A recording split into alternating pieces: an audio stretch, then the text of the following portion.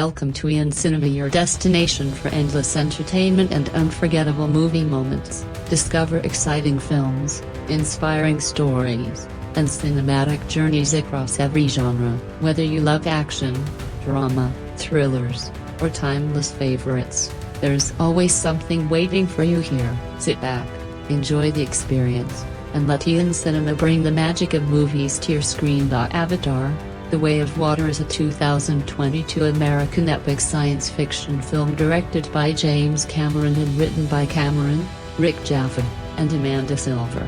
It is the second installment in the Avatar franchise and serves as the long-awaited sequel to the groundbreaking 2009 film. Sam Worthington, Zoe Saldaña and Stephen Lang reprise their iconic roles, while Sigourney Weaver returns in a new role and Kate Winslet joins the cast. The story follows Jake Sully, a human Na'vi hybrid, and his family as they continue their life on the habitable moon of Pandora. When they become targets of the returning RD-8 forces, they are forced to flee their home and seek refuge with the ocean-dwelling Metkayina clan, where they must adapt to a new way of life while preparing for an even greater conflict. Following the enormous success of Avatar in 2009, James Cameron announced 2 sequels, with the first originally planned for a 2014 release. However, the project expanded into a 5-film saga, and the development of groundbreaking underwater motion capture technology caused multiple production delays. Filming for Avatar: The Way of Water took place alongside the third film in the series, Avatar: Fire and Ash. Production began on August 15, 2017, in Manhattan Beach, California, before moving to Wellington, New Zealand, the following month. After an extensive production schedule, filming was completed in September 2020, with an estimated production budget ranging from $350 million to $460 million. Avatar: The Way of Water ranks among the most expensive films ever made. The film was produced by James Cameron's company, Lightstorm Entertainment. After several release delays, the film premiered at the Odeon Leicester Square Theatre in London on December 6, 2022, and was released in US theaters on December 16, 2022. By 20th Century Studios. It received generally positive reviews from critics, who widely praised its breathtaking visual effects, immersive world-building, and technical innovation. Although some felt its lengthy runtime was a drawback, despite those criticisms, the film became a massive global box office success, further cementing the Avatar franchise as one of the biggest in cinematic history. The film was a phenomenal success, breaking multiple box office records during its theatrical run. It earned an incredible $2.320 billion worldwide, making it the highest-grossing film of 2022 and the third-highest-grossing film of all time. It also received widespread critical acclaim, earning a place among the National Board of Review and the American Film Institute's Top 10 Films of 2022. At the 95th Academy Awards, it received 4 Oscar nominations, including Best Picture, and won the award for Best Visual Effects. Set more than 16 years after the Na'vi successfully drove the Resources Development Administration (RDA) from Pandora, the story follows Jake Sully, who is now the chief of the Metkayina clan. Jake and his wife, Neytiri, have built a family with their 2 sons, Nadia and Loak, their young daughter Tuktiri, Tuk, and their adopted daughter Kiri, who was mysteriously born from the inactive avatar of the late Dr. Grace Augustine.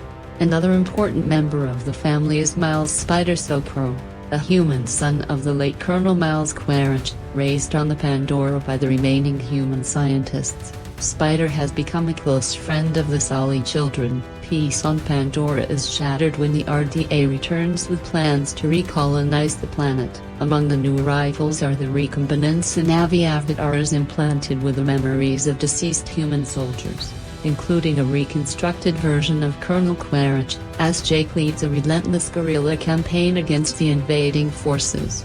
Quaritch becomes determined to locate and eliminate him, Quaritch and his squad eventually capture Jake's children, but Jake and Neytiri successfully rescue them. During these events, Quaritch discovers that Spider is his biological son, unable to force information out of him. Quaritch chooses another approach, spending time with Spider in an attempt to earn his trust. In return, Spider teaches him about the Na'vi language, traditions, and way of life. Realizing that Spider's knowledge could unintentionally reveal the Amatakaya's location, Jake decides to protect his people by leaving the clan. He moves his family to Pandora's eastern seas, where they were welcomed by the aquatic Metkayina clan. There, the Sully family begins learning the customs of their new home and adapting to life in the ocean. Although Jake's children initially struggle to fit in and often clash with the sons of Chief Tanawari, Loak develops a close friendship with Syria, Tanawari's daughter. During one adventure, Tanawari's son Elnan and his friends trick Loak into venturing into dangerous waters, where he is attacked by a massive shark-like predator. He is rescued by Payakan, a highly intelligent Tulkuna, a whale-like marine creature. Loak forms a deep bond with Payakan and learns that the Tulkun has been exiled after breaking his species' vow of non-violence by attacking the humans responsible for killing his mother. Meanwhile, Kiri connects with the Metkayina's underwater spirit tree and experiences a vision of her mother, Dr. Grace Augustine. The experience triggers a severe seizure, nearly causing her to drown. Jake calls his scientist friends, Norm Spellman and Max Patel, who diagnose Kiri with epilepsy and warn that reconnecting with the spirit tree could put her life at risk. Quaritch eventually tracks Norm and Max's aircraft to the Metkayina archipelago. He seizes control of a whaling vessel used to hunt Tulkun and begins interrogating nearby Na'vi communities. When they refuse to reveal Jake's location, Quaritch retaliates by burning their villages. At the same time, Loak continues his friendship with Payakan and discovers the truth behind the Tulkun's exile. Knowing the deep spiritual bond between the Metkayina and the Tulkun, Quaritch orders hunters to slaughter Tulkun near Na'vi settlements, hoping to force Jake into the open. When the Metkayina learn about the attacks, Loak and several other children rush to warn Payakan. They discover that the Tulkun has already been tagged by the RD-8 for capture. Although they manage to free him, the children are soon captured by Quaritch's forces. Jake, Neytiri, and the Metkayina launch a rescue mission. Quaritch demands that Jake surrender in exchange for his children. Before Jake can comply, Payakan attacks the whaling ship, triggering a massive battle between the Metkayina warriors and the RDA. During the chaos, Spider sabotages the RDA vessel while Nadiam rescues Loak, Kiri, and Spider. Tragically, Nadiam is fatally shot during the escape. Devastated by the loss of their eldest son, Jake and Neytiri launch a furious assault on Quaritch's forces to rescue Kiri and Took. After Jake saves Took, Quaritch takes Kiri hostage. Neytiri responds by threatening Spider's life, forcing Quaritch to release Kiri. A brutal final confrontation follows, ending with Jake overpowering and choking Quaritch unconscious. As the sinking ship disappears beneath the waves, Loak and Payakan rescue Jake, while Kiri saves Neytiri and Took. Spider chooses to save Quaritch from drowning but ultimately refuses to stay with his father, returning instead to the Sully family. Following Nadiam's funeral, Jake tells Tanawari that his family intends to leave the Metkayina to protect them from further conflict. However, Tanawari declares that the Sully family is now part of the clan and invites them to remain. Jake finally realizes that he can no longer run from Quaritch or the RDA. Instead, he must make his stand and fight for Pandora's future. The journey toward Avatar, The Way of Water, began long before its release. In 2006, James Cameron revealed that if the original Avatar proved successful, he hoped to create 2 sequels. He even included story elements in the first film that could naturally expand into future installments. After Avatar became a global phenomenon, Cameron confirmed in 2010 that the sequels would move forward as planned. He explained that the new films would explore other regions of Pandora and its surrounding moons while continuing the franchise's environmental themes in an entertaining, character-driven way rather than delivering a heavy-handed message. Cameron also announced ambitious technical goals for the sequels. He intended to film them back-to-back and use a higher frame rate than the traditional 24 frames per second to create an even greater sense of realism. To capture authentic underwater environments, he planned to film footage at the bottom of the Mariana Trench using a deep-sea submersible. The sequels were initially scheduled for release in 2014 and 2015, however, the production grew significantly in scope. In 2013, Cameron announced that filming would take place in New Zealand, with performance capture production beginning in 2014, laying the foundation for the groundbreaking films that would eventually reach theaters years later. James Cameron's agreement with the New Zealand government required that at least one world premiere be held in Wellington. It also required a minimum investment of 500 million New Zealand dollars, approximately $410 million US, in New Zealand's film industry, covering both live-action production and visual effects work. To support the project, the New Zealand government increased its standard filmmaking tax rebate from 15% to 20%, with international productions eligible for incentives of up to 25% in certain cases. Cameron first mentioned the possibility of a third Avatar sequel in 2012 and officially confirmed the expanded plans the following year. By August 2013, he intended to release Avatar 2 in 2016, followed by 2 more sequels in 2017 and 2018. However, the ambitious writing process proved far more challenging than expected. By 2015, Cameron delayed each sequel by a year, moving the release of Avatar 2 to December 2017. A month later, 20th Century Fox announced another delay. By February 2016, production was scheduled to begin in New Zealand that April. At CinemaCon in April 2016, Cameron revealed an even bigger surprise. Instead of 3 sequels, there would be 4. And all of them would be filmed simultaneously. The production team also expanded with several experienced collaborators. Cinematographer Russell Carpenter, who previously worked with Cameron on True Lies, 1994, and Titanic, 1997, joined the project, along with veteran art director Ashrita Kamath, to prepare for the film's demanding underwater sequences. World-renowned freediving instructor Kirk Crack, founder of Performance Freediving International, trained both the cast and crew.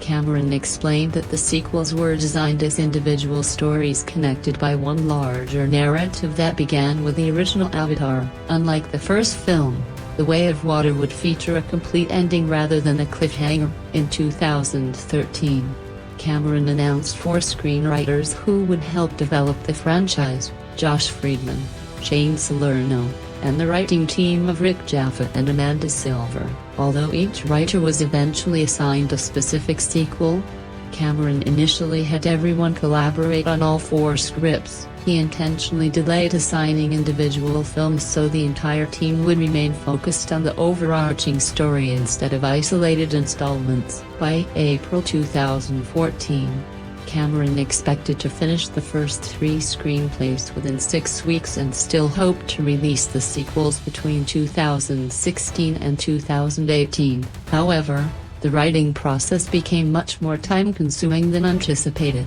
At one point, Cameron even threatened to dismiss his writing team because he felt they were not spending enough time understanding what made the original Avatar such a worldwide success. He believed identifying those core elements was essential to ensuring the sequels would resonate with audiences. As development continued, the scripts required significantly more work than expected, leading Cameron to postpone the films once again in early 2015. In 2016, he officially confirmed that the series would expand to 4 sequels instead of 3. By February 2017, he announced that all 4 screenplays had finally been completed, revealing that the writing process had taken approximately 4 years. According to Cameron, Avatar: The Way of Water explores the consequences of Jake Sully and Neytiri becoming parents. While Jake could act recklessly in the original film, fatherhood forces him to think differently. Cameron explained that one of the film's central questions is whether Jake, as both a warrior and a father, should protect his children from danger or allow them to fight for themselves.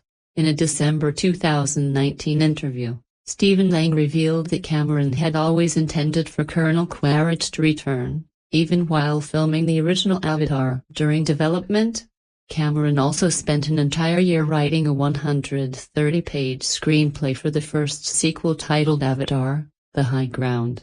He ultimately abandoned the script because he felt it lacked the spiritual depth that made the original film successful and didn't offer enough surprises for audiences. Rather than letting the story go to waste, The High Ground was later adapted into a comic book series set between Avatar and Avatar: The Way of Water. When Sam Worthington and Zoe Saldaña were originally cast in Avatar, they had already signed contracts covering future sequels. In the years that followed, Sigourney Weaver and Stephen Lang were also confirmed to return despite their characters' apparent deaths in the first film. Cameron later revealed that Quaritch would serve as the main antagonist throughout all 4 sequels, with the character evolving in unexpected ways over the course of the series. In 2015, Michelle Rodriguez confirmed that she would not return for Avatar 2. Several major casting announcements followed in 2017. Joel David Moore, CCH Pounder, and Matt Gerald were confirmed to reprise their roles from the original film. Cliff Curtis joined the cast as Tonawari, the leader of the Mankaina, a Na'vi reef clan. Later that September, 7 young actors were announced. Jamie Flatters, Britton Dalton, and Trinity Bliss were cast as Jake and Neytiri's children. Philip Jaljo, Bailey Basp, and Dwayne Evans Jr. would portray members of the Mankaina clan, while Jack Champion was cast as Spider, a human boy born on the Pandora. To prepare for the groundbreaking underwater performance capture sequences, the young cast trained for 6 months in freediving. By the end of their training, they were capable of holding their breath underwater for between 2 and 4 minutes. In October 2017, Giovanni Ribisi was confirmed to return as Parker Selfridge across all 4 sequels. During the same month, Kate Winslet, who had previously worked with Cameron on Titanic, officially joined Avatar: The Way of Water as Ronald, with the possibility of appearing in future installments as well. Cameron described working with Winslet on Titanic as one of the highlights of his career and said they had always hoped to collaborate again. Winslet admitted she had initially been hesitant because of Cameron's famously demanding productions, but she was impressed by the strength of her character and ultimately accepted the role. Like many of the actors portraying Na'vi characters, she also underwent intensive freediving training for the underwater scenes. In January 2018, Dileep Rao was confirmed to return as Dr. Max Patel. The following year, Edie Falco, Brendan Cowell, and Jermaine Clement joined the cast in live-action roles. Actor Mark Maron also auditioned for the role that ultimately went to Clement.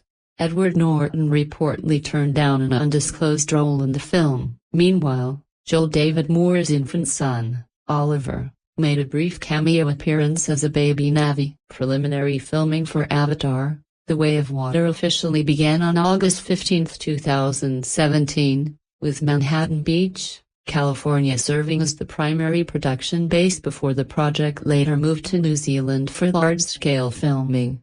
Principal photography for Avatar: The Way of Water began on September 25 with a production budget estimated between $350 million and $460 million, making it one of the most expensive films ever produced. The movie was filmed simultaneously with its sequel, Avatar: Fire and Ash, 2025, to enhance the viewing experience.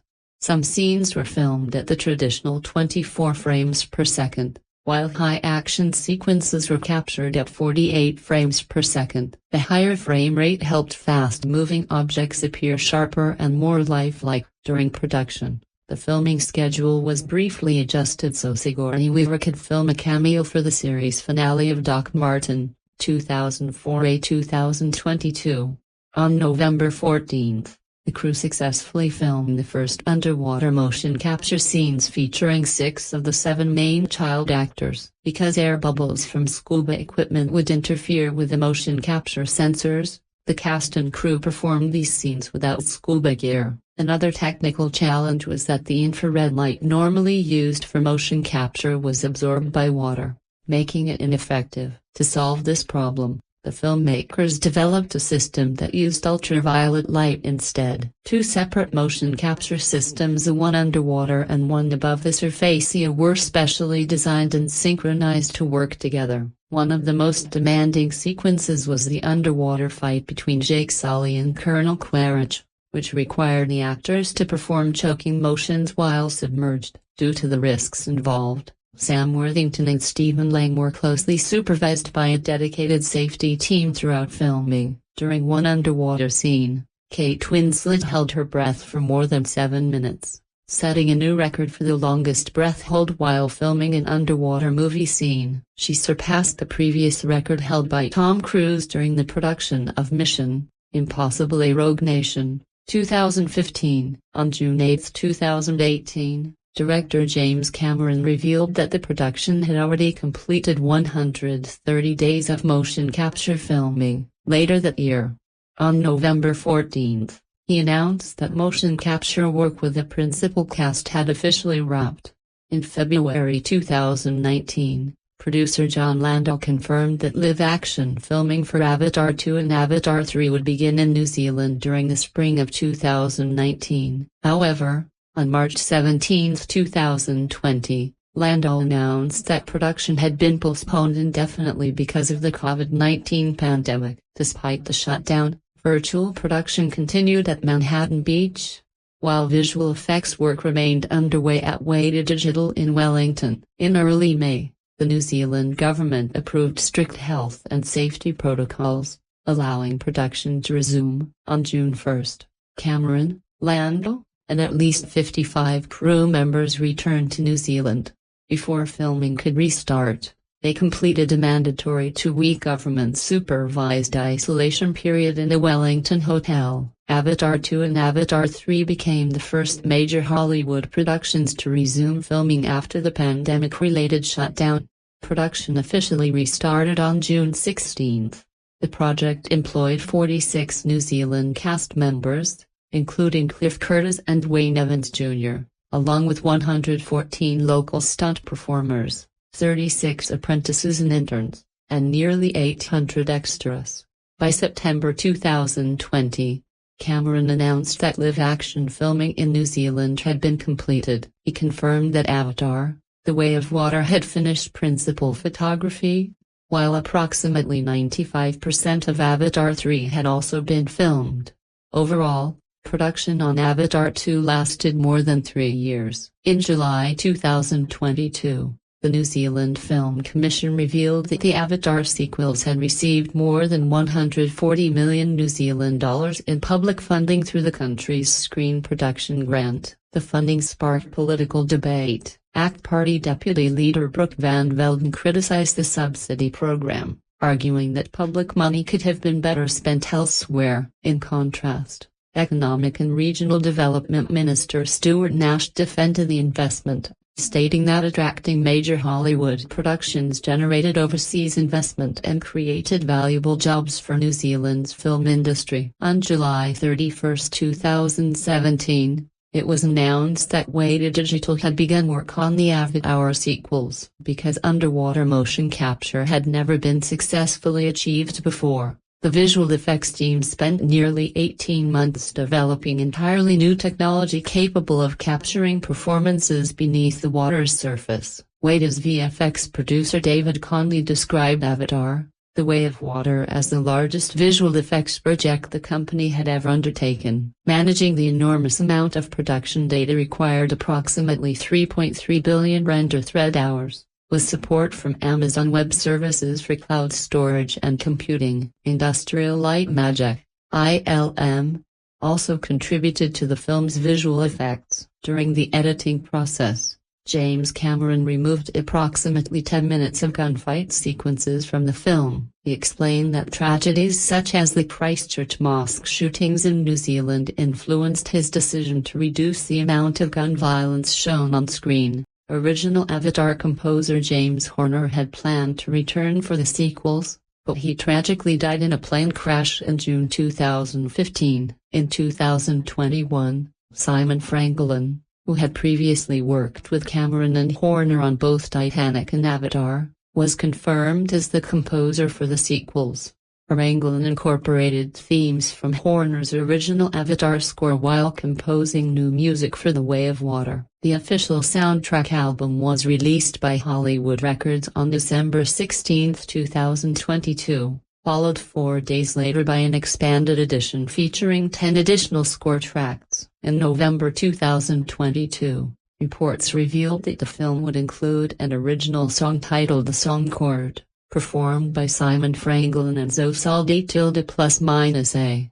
The following month, it was announced that Canadian singer The Weeknd would contribute the original end credits song Nothing Is Lost, You Give Me Strength, produced by Franglen alongside the Swedish electronic music group Swedish House Mafia. Disney supported Avatar, The Way of Water with an extensive global marketing campaign across multiple platforms, including merchandise, promotional partnerships, and attractions at Disney theme parks. During CinemaCon 2022, the film's official title was revealed, and the first teaser trailer made its debut. Within its first 24 hours online, the teaser trailer generated 148.6 million views, including 23 million views from China, according to Disney and 20th Century Studios. As part of the promotional campaign, LEGO released 4 new Avatar-themed building sets. Additionally, 8 minutes of the film were screened in 3D during the D23 Expo on September 10, 2022, giving fans an early look at the highly anticipated sequel. McFarlane Toys produced a collection of action figures based on the characters and creatures from Avatar, The Way of Water, unveiling the lineup during a special promotional event. A second preview of the film was also shown during the end credits of the theatrical re-release of Avatar on September 23. The official full-length trailer premiered on Good Morning America on November 2, followed by an exclusive 18-minute footage presentation at the CCXP convention on December 2. To support the film's environmental message, Disney launched the Keep Our Oceans Amazing campaign in partnership with the Nature Conservancy, helping raise awareness about protecting marine habitats and wildlife. Fans were also treated to a range of companion books, including The Art of Avatar, The Way of Water, which became available for pre-order in October 2022 ahead of its release alongside the film. Another companion title, Avatar, The Way of Water at the Visual Dictionary by Joshua Izzo, was released at the same time. The film's marketing campaign extended beyond traditional advertising. Lightstorm Entertainment and Mercedes-Benz introduced the futuristic Vision AVTR concept car inspired by the world of Pandora at the Consumer Electronics Show. In 2020, Amazon added Avatar-themed Alexa interactions for Echo devices. In China, Disney partnered with JD.com and Alipay for promotional campaigns, while Razer released the Orochi V2 Avatar Edition gaming mouse. NYX Professional Makeup, owned by L'' copyright Al, introduced a makeup collection inspired by the film, and Kellogg's distributed approximately 53 million Avatar-themed product packages across its major brands. Motorola Mobility and Deutsche Telekom also joined Disney to promote the film in Latin America and Europe. The world premiere of Avatar, The Way of Water took place on December 6, 2022, at the Odeon Lux Leicester Square in London. The film opened in several international markets on December 14 before arriving in U.S. theaters on December 16 through Disney's subsidiary, 20th Century Studios. Unlike the original Avatar, The sequel was distributed by Disney following its 2019 acquisition of 21st Century Fox's entertainment assets. The film was released in multiple premium formats, including RED 3D, Dolby Cinema, IMAX, IMAX 3D, Dolby Vision, and select screenings featuring a dynamic high frame rate of up to 48 frames per second. It also received one of Disney's widest theatrical launches ever, opening on more than 12,000 screens across the United States and Canada and approximately 40,000 screens worldwide. During the 2023 Hollywood Professional Association Tech Retreat, it was revealed that an astonishing 1,065 digital cinema packages, DCPs, were created for the film's global theatrical release. These versions covered a wide range of formats, including 2D, 3D, HDR, 4K, different brightness levels, aspect ratios, and audio configurations.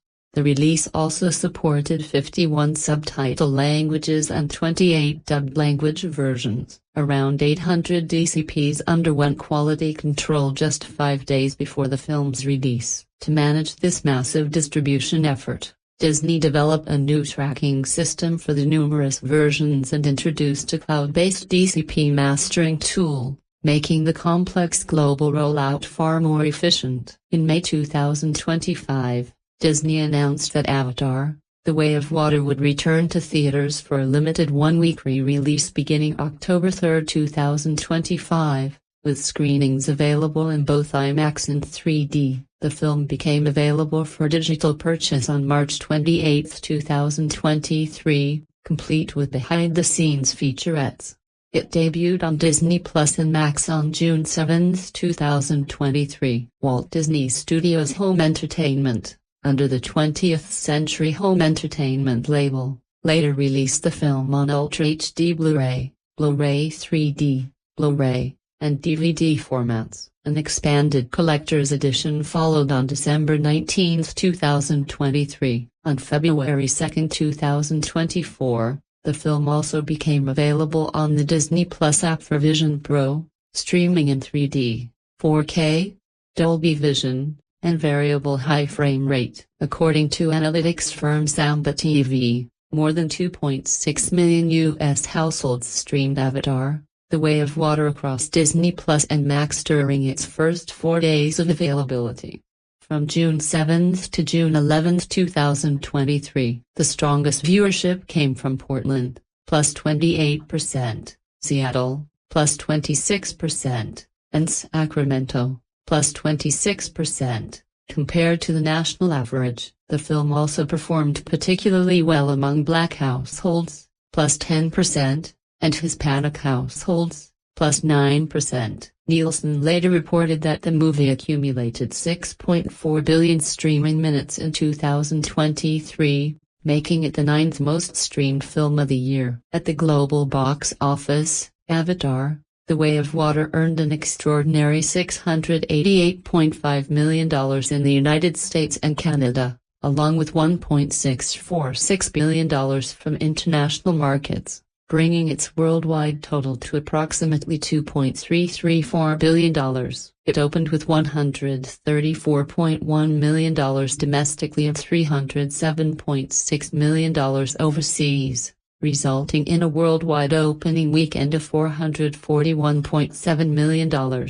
At the time, this ranked as the 11th largest opening weekend in history and the third biggest of the pandemic era, behind Spider-Man: No Way Home and Doctor Strange in the Multiverse of Madness. IMAX screenings alone generated $48.8 million worldwide during the opening weekend, making it the second highest global IMAX debut ever recorded at the time. The film ultimately became the highest grossing movie of 2022, the third highest grossing film of all time, and the highest grossing release of the 2020s.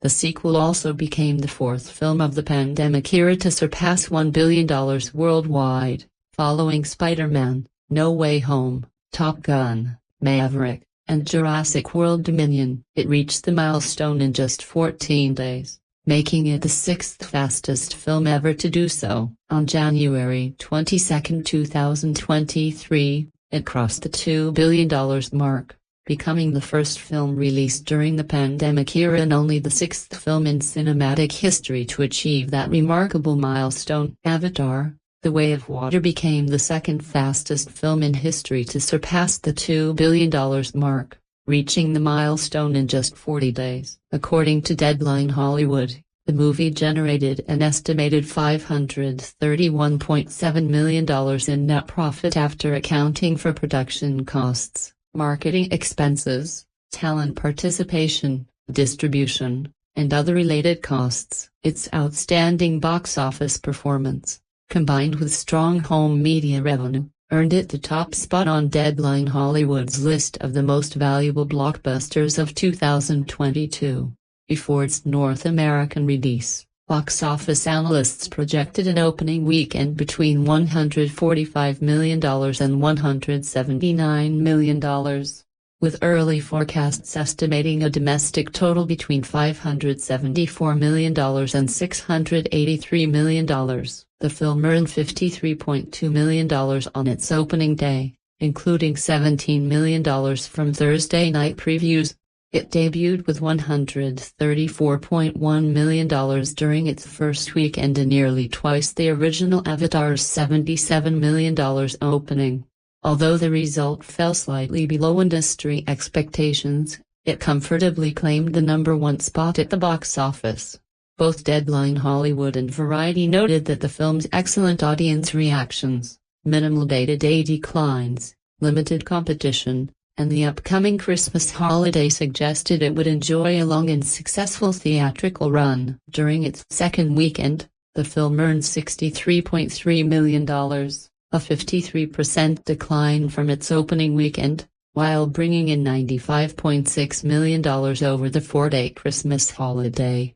Analysts partially attributed the drop to the severe North American winter storm that affected movie attendance in December 2022. The film rebounded in its third weekend, earning $67.4 million, a 6% increase from the previous weekend. Over the 4-day New Year holiday, it collected $88.8 million, becoming the second highest grossing film of 2022 in North America. It remained the #1 movie at the domestic box office for its first 7 consecutive weekends, the longest streak for any film since the original Avatar. It also went on to become the 7th highest grossing film of all time in the United States and Canada. In China, early projections from Tianjin Mayan Culture Media estimated an opening weekend of approximately 357 million yuan, about $51 million. However, the forecast was later revised down to 222 million yuan, around $32 million. According to Edison Gateway, the film earned $57 million during its first week in China, including $51.3 million from its opening weekend. The country's rising COVID-19 infections negatively affected ticket sales. Despite these challenges, IMAX reported that the film delivered its biggest opening weekend ever in China, generating $15.8 million in IMAX revenue alone. In its second weekend, the film earned $25.9 million, representing a 55% decline. However, during the near holiday period, revenue increased by 42%, reaching $36.9 million. Avatar: The Way of Water ultimately grossed $245 million in China, slightly surpassing the earnings of the original Avatar during its initial theatrical run. Outside the United States and Canada, the film earned $437.6 million across 52 international markets during its first week. The strongest openings came from China, $56.8 million, South Korea, $24.9 million, France, $21.7 million, Germany, $19.4 million, and India, $19.2 million.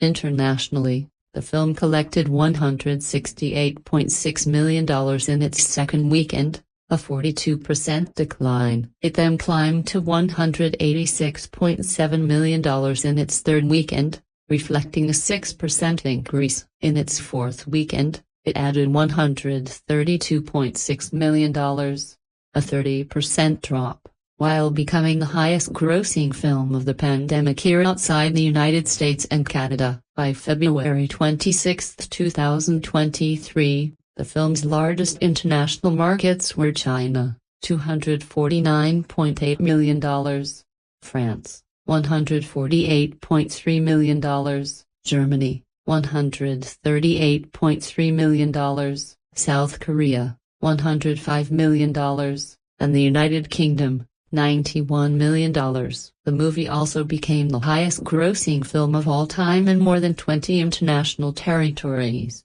including Germany, France, Austria, Turkey, and New Zealand. On Rotten Tomatoes, the film holds a 76% approval rating based on 455 critic reviews, with an average score of 7.1 out of 10. The site's consensus states that while the story may follow familiar territory, Avatar: The Way of Water delivers a visually breathtaking and deeply immersive cinematic experience. On Metacritic, the film received a score of 67 out of 100 based on 68 critics, indicating generally favorable reviews. Audience reception was especially positive. CinemaScore gave the film an A grade on its A+ to F scale, matching the score earned by the original Avatar. Meanwhile, Post-Track reported that 91% of viewers gave the film a positive rating, with 82% saying they would definitely recommend it. Many critics praised the film's groundbreaking visuals and encouraged audiences to experience it on the largest screen possible. Richard Roeper of the Chicago Sun-Times described the visuals as some of the most dazzling, vibrant, and beautiful imagery ever presented in a movie. Variety critic Owen Gleiberman called the sequel a spectacular cinematic achievement, applauding its breathtaking action sequences, cutting-edge 3D presentation, and eye-popping visuals. However, he also criticized the story for being overly simple, relying on familiar cliché copyright and featuring thin dialogue and underdeveloped characters. David Sims of The Atlantic believed the film would leave audiences amazed, although he felt it took some time to find its rhythm. Justin Chang of the Los Angeles Times praised James Cameron's visionary filmmaking, highlighting the film's emotional warmth and heartfelt storytelling. Leah Greenblatt of Entertainment Weekly admired the movie's meticulous world-building, describing it as astonishing, immersive, and unlike anything previously seen on screen. Despite the widespread praise, some critics argued that the film's lengthy runtime and relatively straightforward screenplay did not fully justify its more than 3-hour duration. Critical reception for Avatar: The Way of Water was mixed. Anthony Lane of The New Yorker felt the story unfolded too slowly but praised the film's expertly choreographed action sequences. Peter Bradshaw of The Guardian criticized its bland plot and found the visuals surprisingly uninspiring. Meanwhile, Miklaw Sale of the San Francisco Chronicle commended the impressive use of 3D technology. Robbie Collin of The Telegraph argued that the film lacked a compelling story, meaningful stakes, and strong dialogue, adding that James Cameron's trademark creativity was missing. Drew Hayden Taylor of the Toronto Star noted that some Indigenous communities in Canada responded negatively to the film's portrayal of Indigenous-inspired cultures, describing the movie as predictable and overly long. Despite the divided critical response, Avatar: The Way of Water received widespread recognition during awards season.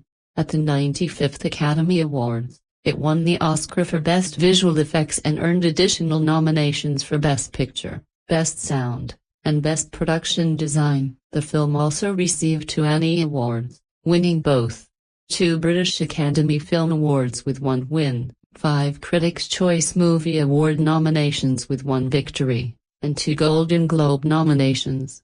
Both the National Board of Review and the American Film Institute named it one of the top 10 films of 2022. Family is widely regarded as a central theme of Avatar: The Way of Water. Critic Brian Tallarico observed that many of the film's ideas echo themes from James Cameron's earlier works, including The Terminator, 1984, Aliens, 1986, The Abyss, 1989, Terminator 2, Judgment Day, 1991, and Titanic, 1997. One example is Jake Sully's struggle to decide whether to protect his family by hiding from a powerful enemy or confront the threat directly, a conflict that mirrors the difficult choices faced by characters in the Terminator films. Tallarico also highlighted environmentalism and settler colonialism as two of the movie's major underlying themes. The Way of Water is the first of 4 planned sequels to Avatar.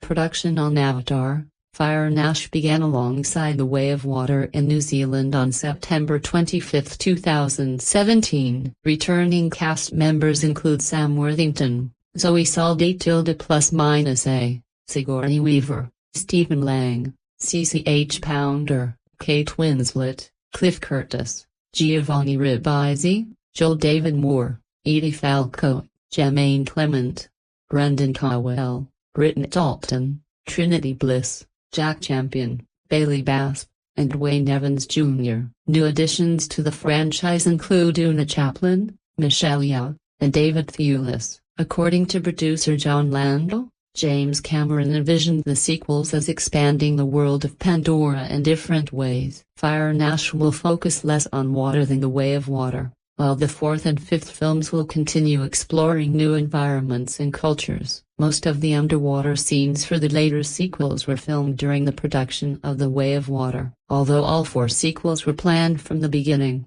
Cameron made it clear in 2017 that the future installments depended on the financial success of the 2nd and 3rd films. He explained that if Avatar 2 and Avatar 3 failed to perform at the box office, the 4th and 5th movies might never be made. He reaffirmed this position in 2018, saying the team would complete the first 2 sequels before deciding whether to continue the series. Later that year, Sigourney Weaver revealed that work on Avatar 4 and Avatar 5 was already underway after principal photography on the first 2 sequels had finished, leading many media outlets to believe the final films had entered production. In January 2019, during Disney's proposed acquisition of 21st Century Fox, Disney CEO Bob Iger confirmed that Avatar 4 and Avatar 5 were in development but had not yet been officially approved.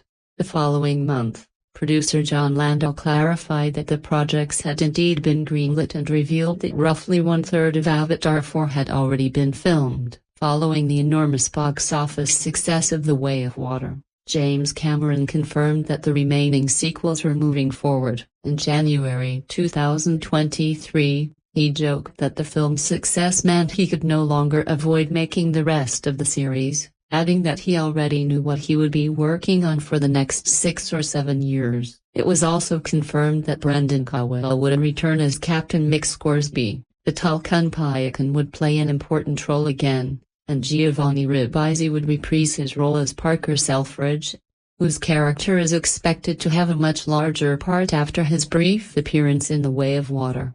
The story begins with humanity repeating the mistakes it should have learned from in the original Avatar, with Earth's natural resources nearly depleted and humans still obsessed with obtaining Pandora's valuable mineral, unobtainium. They once again invade the alien world. Their previous attempt ended in disaster. Many people lost their lives. Most of the surviving humans were forced to leave, and only a handful of scientists were allowed to remain under strict conditions. Some, including Jake Sully, permanently embraced life on Pandora by transferring their consciousness into Navi bodies. However, humanity refuses to give up. Rather than accepting Pandora's rejection, the new colonists return with even greater determination. Vast forests are burned and landscapes are destroyed to make room for mining operations, roads, and expanding settlements. Before their plans can succeed, they must eliminate one major obstacle: Jake Sully. Now fully living as a Navi, Jake has built a new life with his wife, the fearless Neytiri, and their growing family. Together, They have several children and have become deeply connected to Pandora and its people. As the leader of an ongoing guerrilla resistance, Jake continues fighting against the human forces determined to exploit the planet, setting the stage for a new and even more dangerous conflict. Who better to lead the charge against a pesky Jake than his one-time boss? Colonel Miles Cordic. Okay, so technically the Colonel died in the last movie, but before Cordic was killed, he saved essentially music. His brain and not essentially a thumb drive, allowing Toa to plug in his own essence into an NA6A avatar. Yep. That's right, Sully might have gotten the best of the Colonel last time around, but now Cordic is just as big as Jake, just as blue, just as able to plug his braided hair into Pandora's planetary hard drive as Jake is. So, let's stick together, such is the mantra that Jake has passed on to his 4 kids. And we see it play out time after time. Jake feels the weight of fatherhood particularly heavily. A father protects, he tells us. It's what gives him meaning. So when Jake learns that Cordic and his squad of humane Rainid and 6 are after him and his family, he makes the difficult decision to move to escape to a more watery realm in Pandora. It's a painful uprooting. Jake insists, wherever we go, this family is our fortress. And when these solace do settle into an unfamiliar village that operates in unfamiliar ways, the Sully kids have each other's backs, sometimes at huge personal risk, an example of the family's cohesive camaraderie when some local teens pick on Kiri, Jake and Natari's dreamy adopted daughters Nidma and Loak fly to hear a defense, and while neither Jake nor plugged in condone the violent way that a defense is made, we still applaud that a sort of loyalty. But eventually and through a lot of hard work, Jake, Nitai, and their children become integral parts of their new community. 2. The entire village shows a willingness to fight and a sacrifice for each of its members, including its non-NA6 members. And even the neighboring villages do their best to protect Jake and his family at great personal and communal cost. We should note that most of Jake's kids in the early stages of adolescence, it seems, are processing their own roles within the family and community. Lau, Jake is the second oldest son, often feels like a disappointment to his ever-demanding father. Kiri feels like an outcast, Uda in many ways. These two characters form the bedrock on which the Way of Water is built, with each bringing special skills and moxie to the narrative party. The message the movie seems to be sending, not fitting the norm, can be a pretty good thing. All of us are different, music, and those differences can make us stronger. Pandora's culture is deeply spiritual, but it's not at all a Christian. Rather, the planet's inhabitants worship and sometimes pray to Iwa, a sort of an environmentally based goddess. Think of it almost like Mother Nature on spiritual steroids. Nitai, for instance, thanks the Great Mother when her son avoids a fate that could have been a catastrophe. Others pray in life-threatening situations. Pandora's whole religious system feels pantheistic. Everything on the planet is connected to Pandora's central spiritual heart, simultaneously separate and part of a whole spiritual being. The NA6A literally plug into Pandora's environmental motherboard to connect more closely with its creatures and even experience memories and visions. We also hear some vaguely spiritual talk predicated on water, repeated almost like a mantra. The Way of Water has no beginning and has no end. It begins. The planet's water gives and receives. It is before birth and after death. A scientist tells us that some of Pandora's biggest inhabitants, whale-like creatures called Tulkin, are said to have huge spiritual centers in their brains to go along with their superior intelligence. The movie also hints at some sort of a divine or immaculate conception. Kiri, Jake, and Natari's adopted daughter Wasa the birth of, and I realize this sounds a bit confusing. The avatar of Dr. Grace Augustine, who kind of sort of died in the last movie and whose NA6A avatar still floating in a capsule of liquid that avatar got pregnant. No one's sure how. Now, Kiri seems to have an extra special connection with Pandora, manipulating creatures in ways that no one else can do. We hear references to Sally and his Akinas having demon blood. The closing song makes reference to sin. Also mentioned, Grace's avatar is floating in what looks like a capsule of water. And at one juncture, we see her breasts, including a bit of nipple. But let's be honest, the NA6 are not known for their modesty, and there's a lot of blue skin on display. Critical bits are mostly covered by tiny bits of fabric or leather or hair or strategic camera angles, since tiny kids sometimes wear nothing at all. But viewers will be exposed to an unrelenting stream of blue CGI buttocks throughout. Also of note, one character, Spider, is a human teen boy living the NA6 lifestyle. He wears essentially a loincloth throughout the entire movie. When the Solace move to their watery new home, Lo develops a crush on Rihia, the village chieftain's daughter. When Rhea is trying to teach Lo and his siblings how to slow their heartbeats in order to breathe underwater longer, she places her hand on his stomach to help calm him. It has just the opposite effect. Your heart is beating fast, Rhea says as Lo's brother and sister look at each other knowingly. When a bad guy captures Kiria and tells her to move along, Buttercup, Kiri responds by saying, "I'm not your Buttercup." Zoe and Nidai enjoy a brief moment of knuddling together sans the kids on a date night, as they call it, until that is the arrival of Humana spacecraft interrupts them. Elsewhere, a grown female NA6 is very pregnant, though that hardly slows her down or keeps her from fighting when the time comes. The Way of Water, like the first Avatar movie, is essentially a war flick, and we see plenty of violence.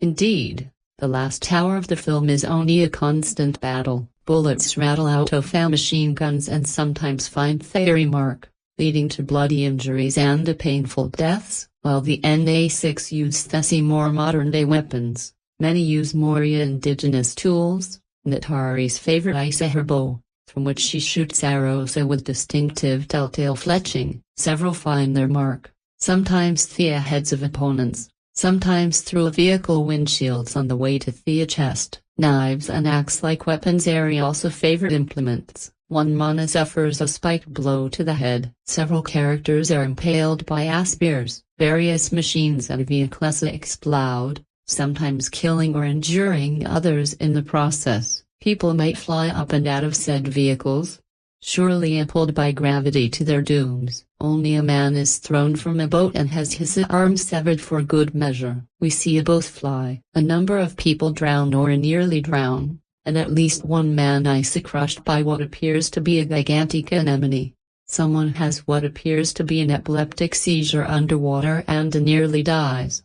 But perhaps the movie's most jarring death isn't that of a human or NA6 at all, but rather a whale like Tolkien. Hunters pierce the animal's hide with skewers carrying fast inflating balloons, which bring the animal to the surface. Then it's smacked in the chest with a massive explosive harpoon.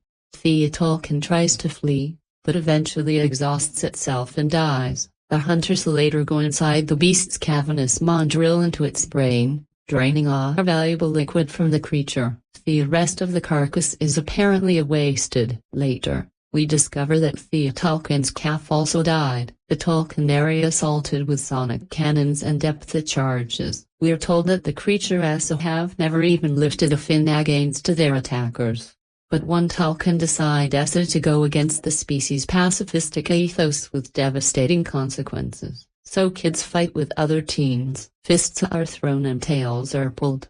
The fight leaves Loak and bloodied, but the other teens, a soul boy, insists suffered much worse. When Zoe later makes Loak apologize to the other team leader, he does after fashion. "Sorry I hit you so many times," he says. An animal is shot and killed. We see its carcass floating in the water. Countless more die on the humans return to Pandora, caught in an overwhelming inferno. Knives cut into the chests of a couple of people's ceremonial deaths. It would seem, even though the flesh wounds aren't particularly serious. Village buildings are set on fire. The lives of several people in NA6 area threatened. Someone is strapped into a sort of torture device. leaving him with a bloody nose. After the ordeal, a gigantic fish-like monster tries to gobble up a swimmer before it is killed itself. A tulkin sports a metallic of sorts in its fin. Music, which an A68 friend kindly removes. A shark-like undersea creature relentlessly hunts only of the NA6. A tulkin hunter tells a marine biologist on the team that his hunting pays for the scientist's research. That's why he drink. Music. The scientist tells him, someone makes a quip about someone else owing her a beer. Colonel Quick, the movie's most notable big bad, is a proud and fierce U.S. Marine, as is the rest of his team. They do some pretty despicably things during this movie and form the spear point of humankind's desire to plunder and colonize Pandora. And Willie the Colonel's character takes on some subtler shades as the movie goes on. The Way of Water certainly casts the military in a poor light. Whatever else you think of James Cameron, let's acknowledge at least this: the guy knows how to make a buzzworthy movie. His greatest strength lies in world building, bringing moviegoers into exotic realms and making them feel as though they're there, be it the long-lost elegance of the Titanic or the gritty confines of a blue-collar spaceship in Aliens. Cameron invites you in, making it all feel so real. In the case of the Avatar movies, the 3D doesn't hurt. But while Cameron is a first-class tour guide in his own media worlds, those worlds are not necessarily ones that should be visited. Avatar: The Way of Water swims into its PG-13 rating by the skin of its oddly pronounced incisors. Language alone pushes the envelope. The occasional blood spatter or flying limb doesn't do the film any favors either. And then of course there's all that gear skin. Yes, it's all fake, but I hesitate to think of all the Rule 34 No.6 gifts that might be floating out on the internet. Nor would I be that surprised if the impossibly the NA6, who after all make their humana counterparts look like clumsy Minecraft figures, might unintentionally inspire an eating disorder or two. But even if all that's navigable, I'd encourage you to consider two more points before you're toting the whole family to watch. 1. The Tulkin hunt, a jarring scene for any young animal lover, especially one with a love of whales. And 2.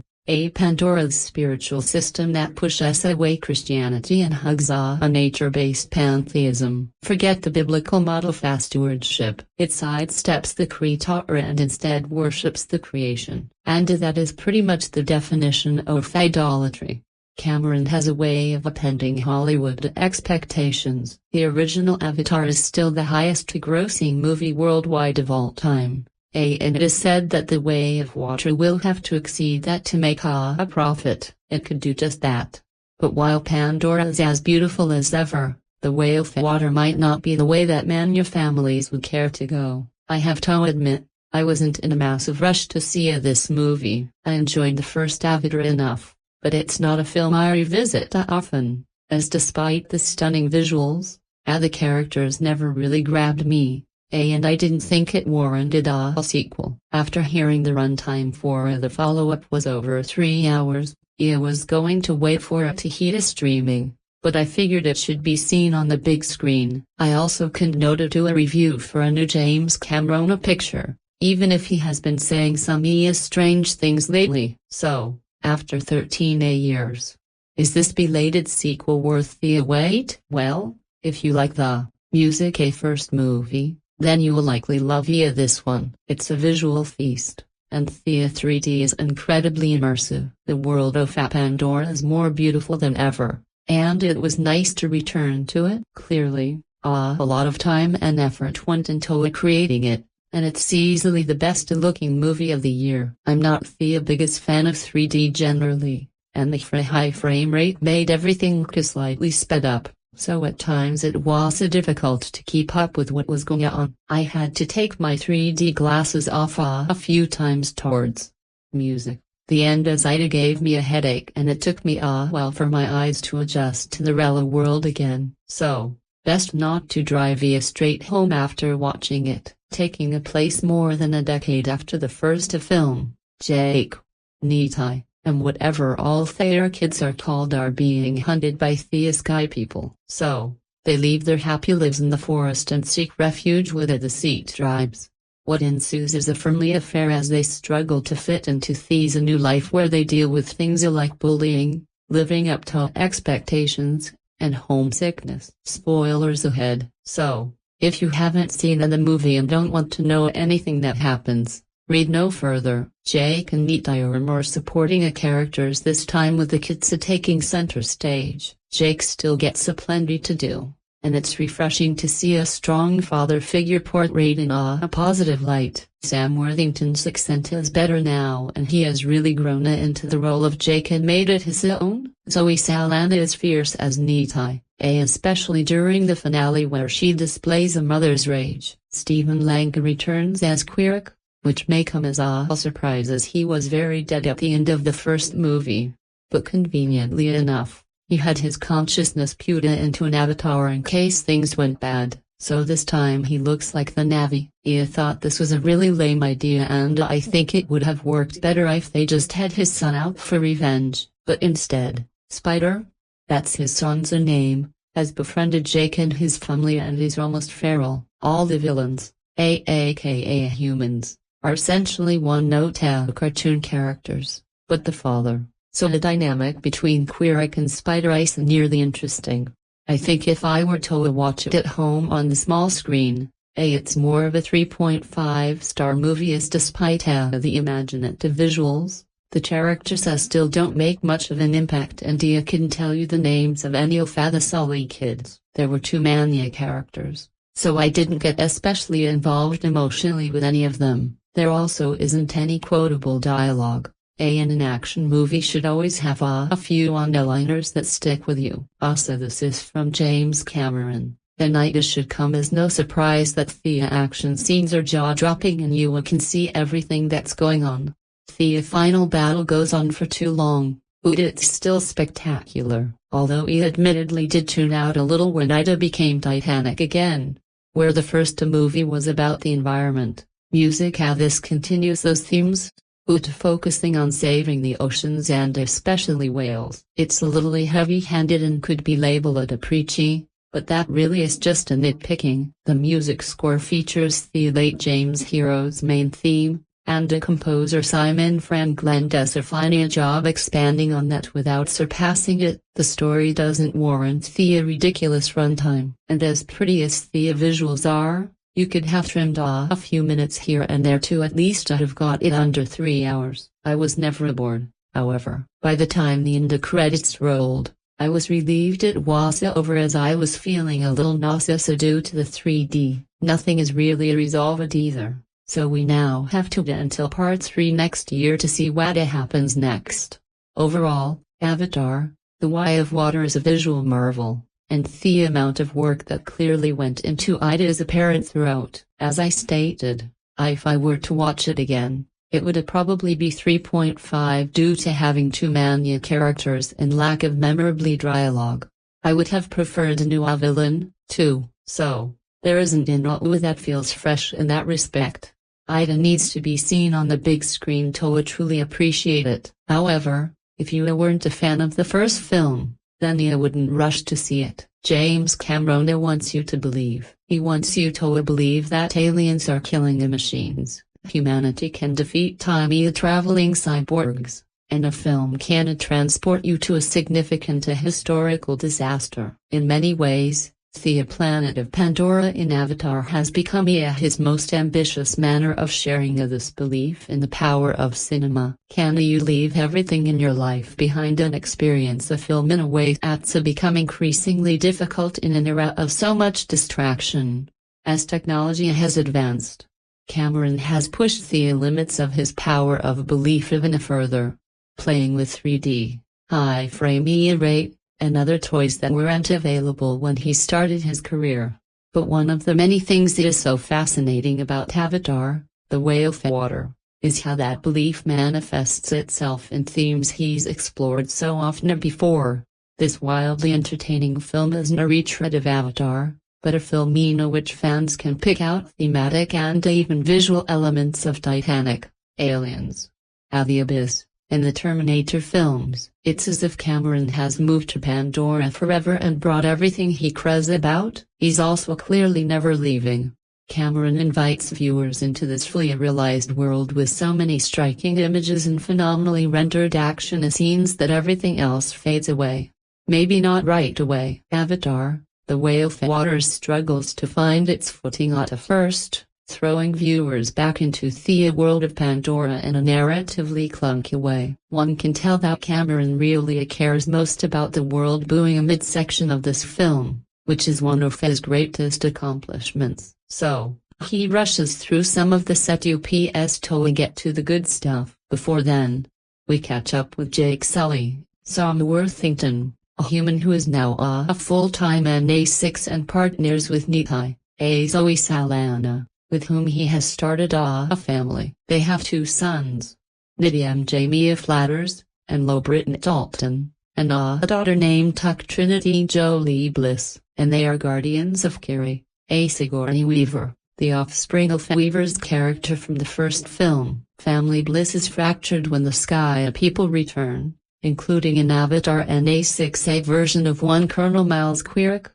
Stephen Lang, who has come to finish what he started, including vengeance on Jake for the death of his human form. He comes back with a group of former human and now NA6 soldiers who are the film's main antagonists, but not the only ones. Avatar, The Way of Water once again casts the military planet-destroying humans of this universe as its truest villains. But the villains' motives are sometimes a bit hazy. Around halfway through, I realized it's not very clear why Quaritch is so intent on hunting Jakey and his family, other than the plot needs it, and Lang is good at playing a mad. The bulk of Avatar, The Way of Water, hinges on the same question Sarah Connor asks in the Terminator movie as a fight or flight for family.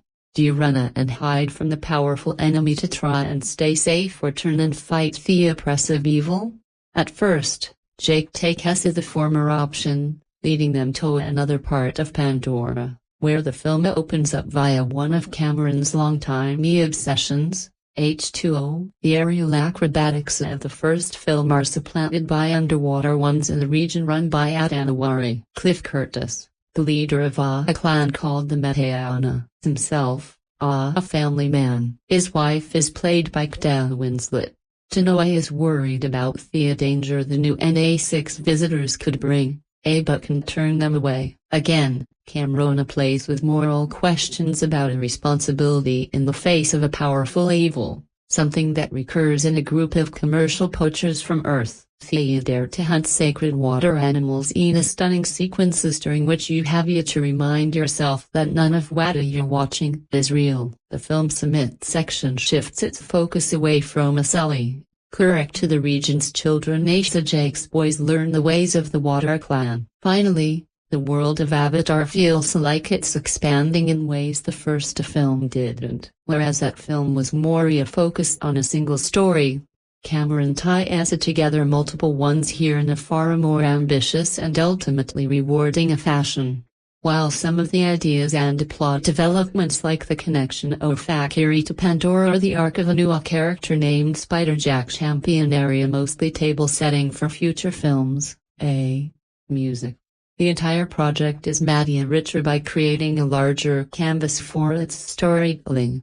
While one could argue that there needs to be a stronger protagonist-antagonist line through a film that discards both Jake and Quaritch for long periods, I would counter that those terms are intentionally vague here. The protagonist is the entire family and even the planet on which they live, and the antagonist is everything trying to destroy the natural world and the beings that are so connected to it. Viewers should be warned that Cameron's ear for dialogue hasn't improved.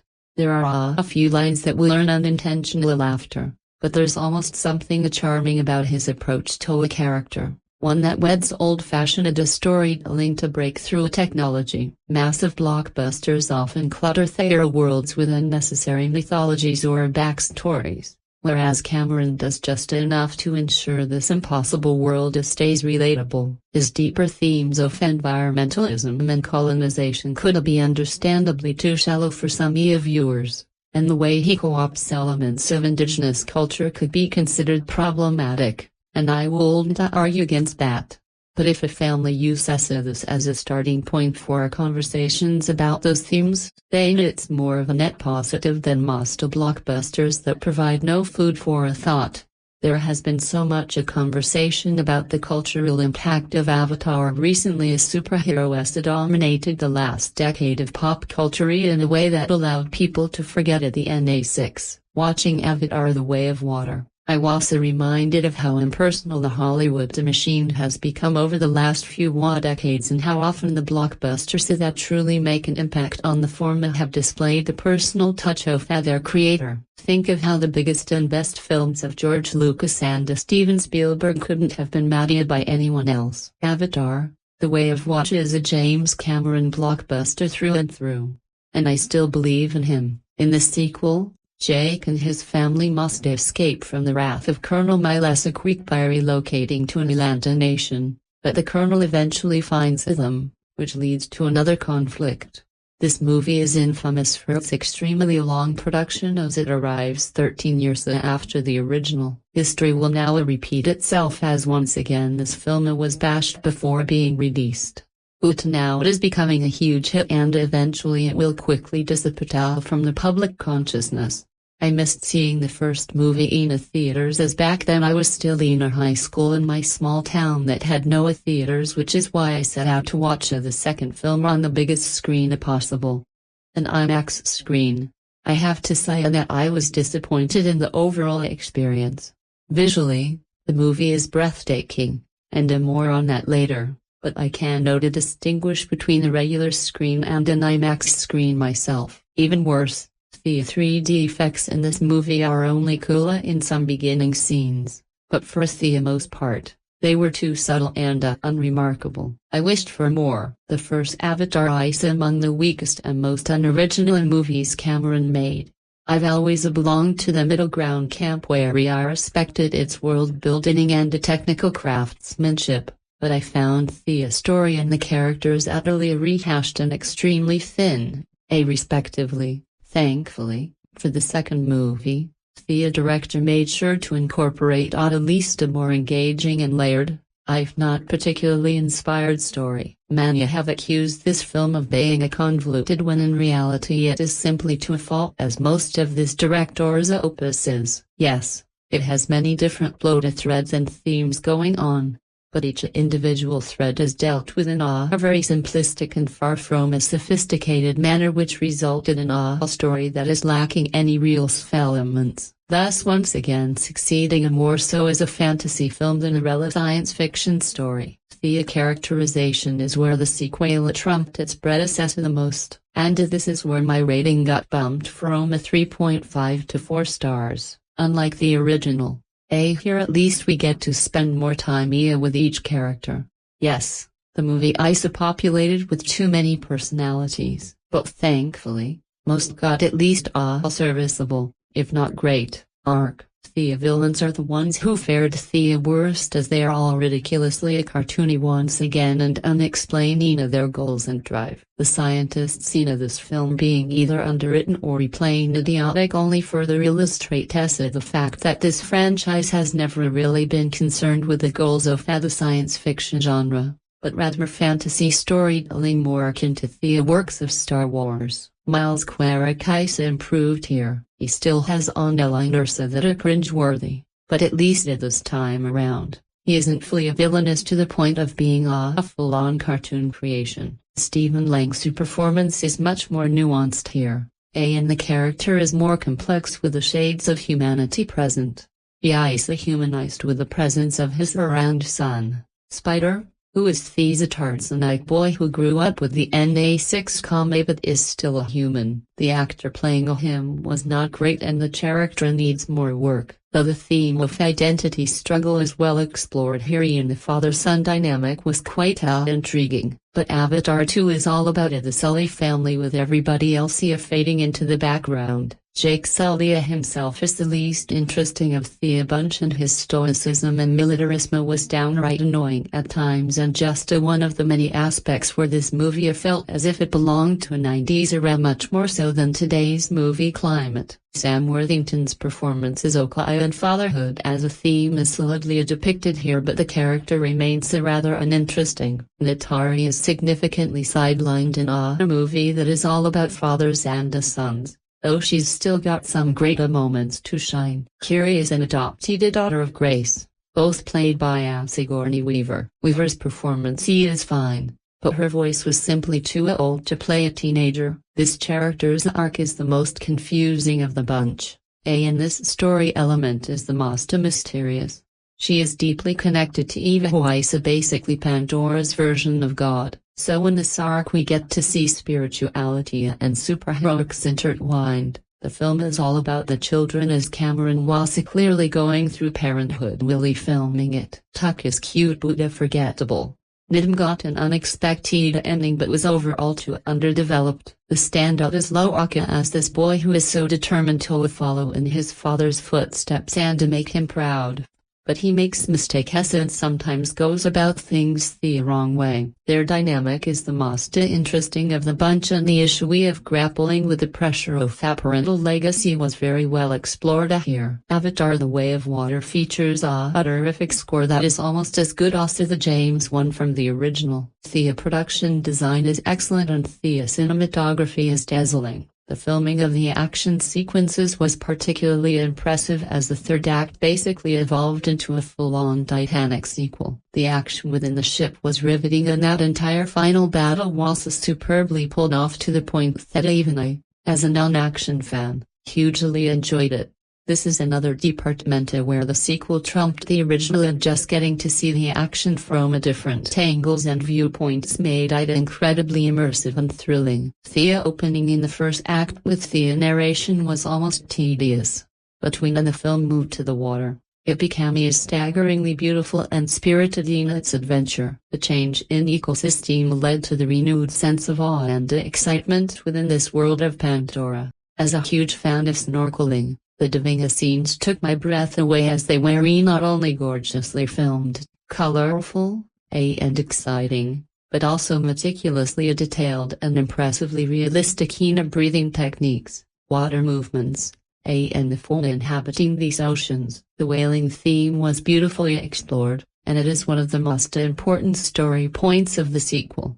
How these whale-like creatures were portrayed as being extremely intelligent and deeply emotional was parallel to our own whales on Earth, and this level of detail affirms Cameron as a huge advocate for protecting the oceans and their ecosystems. This narrative was not only touching but also genuinely the best part of the movie.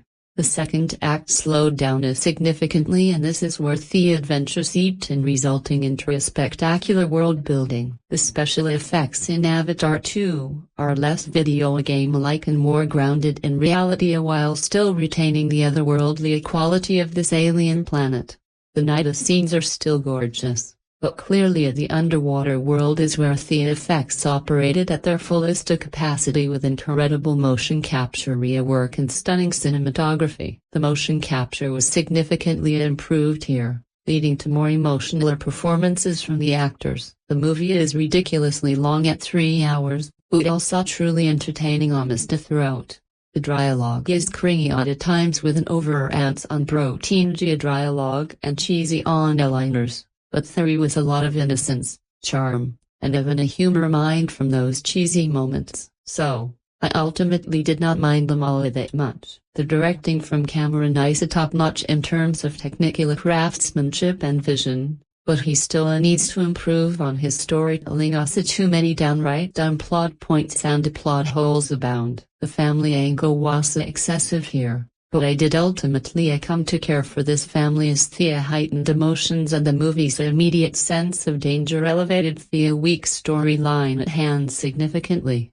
Back in 2009, I might not have gotten all the themes Cameron was dropping, but I felt the power of narrative and the world of the first Avatar. However, I will be honest in that I have not really thought much of the film since then. Every couple of years, There were mentions of going back into the universe, but they never eventuated. Well, I was surprised as everyone we know this finally started coming together 13 years later. But then I rewatched the first Avatar in the cinemas and was reminded how good this world was. That screening primed me to return to Pandora, and I am glad I did. So to set the scene, in the years since pushing the Sky people back into orbit and skulking back to Earth, Jake Sully, Sam Worthington, music and Nitai, Zoe Saldaña have started a family and live with the rest of the Na6A people in the forests. But after many years of peace, the Sky people return and begin a literal scorched earth policy. Jake fights back. But when his kids, Nadam, Jamie Flatters, Carrie, Sigourney, Weaver, A. Spider, Jack Champion, Loak, Britton, A. Dalton, and Tuck, Trinity, Jolie, Lisa are put in the line of fire. As the family is directly targeted, they decide to leave to limit reprisals. However, no matter how far you run, your responsibilities are a genetically resurrected hellspawn that will try to hunt you down. Walking into the film, the first thing I was concerned about was the 3D. The last time I watched a 3D movie in cinemas was probably around the time of the first Avatar. The only film I think ever justified the extra cost for the glasses, but that is a long time between the drinks, and to be frank, my eyes didn't get better in the preceding years. The intelligent thing the film did was starting in the same realm as the first film. You didn't need to relearn the landscape. They used that as an adjustment period.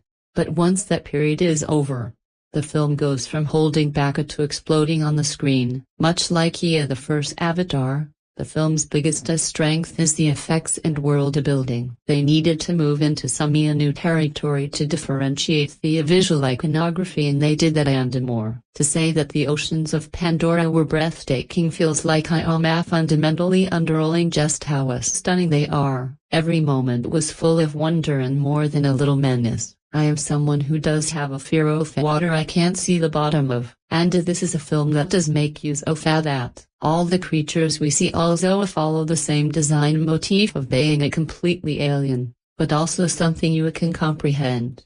For example, the skimwing is what if a barracuda was spliced with a flying fish and took up CrossFit.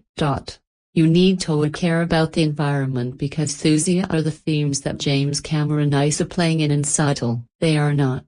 It is kind of refreshing to see a film that it does not hold its punches and in many places goes right for the jugular. Willie, the first film, dabbled in the exploitation of minerals with a dying earth. You can feel the shift towards the more natural resources. There is an entire sequence that was deeply confronting and may have real-world impacts regarding perceptions about a particular sea-based hunting activity that only a handful of nations still do. One of the main criticisms of the first film was that the characters were a bit one-dimensional and not a whole lot has changed here. Jake Sully might be flat as a character, but it kind of works here, much like the characters in films like Kong Skull Island. There are a lot of teenagers getting in trouble for being teenagers, and your mileage on that might vary. The big surprise was the return of Stephen Lang as Colonel Miles Creek in Avatar form. This was one aspect I was concerned about going into, but the combination of him and Spider worked well. While we say the characters are a bit one-dimensional, if you didn't care for them, the film didn't work. And as he sat in a packed cinema, I can tell you the audience was 100% on board. While I enjoyed the film, it was not a perfect engagement. I have often critiqued films for not having a connective tissue, but we might have gone a bit too much in the other direction. In all honesty, it didn't need to be 3 hours long. As well as this, it feels like every filmmaker had to attempt messing with frame rates at some point in their careers, and it never works. And this film is no exception. Also, for a film heavily inspired by the Polynesian culture, it would have been nice to see it engage with that a bit better than what we got. Finally, I am not sure why Zoe Saldaña goes missing in action for a large chunk of the film, but that was a presence is sometimes needed. In the end, do we recommend Avatar: The Way of Water? Yes, yes, we do. It was a stunning visual and a world-building masterpiece and told a story that connected with everyone who watched it and the audience I was at. I would also recommend seeing it on the largest screen you can. If you like Avatar, The Way of the Water, we would recommend to you Prey, a sequel, more than a decade in the making. Watching the second installment of the Avatar franchise seems unreal considering how long ago the first movie came out and how shallow it was in terms of actual story even for its time. But this is James Cameron we're talking about and coming from someone that has only recently explored his filmography. I can confidently say that Avatar The Way of Water is an absolute treat to watch. As we have come to expect from Cameron, the highlight of this movie is definitely its visuals, even more so than the first one.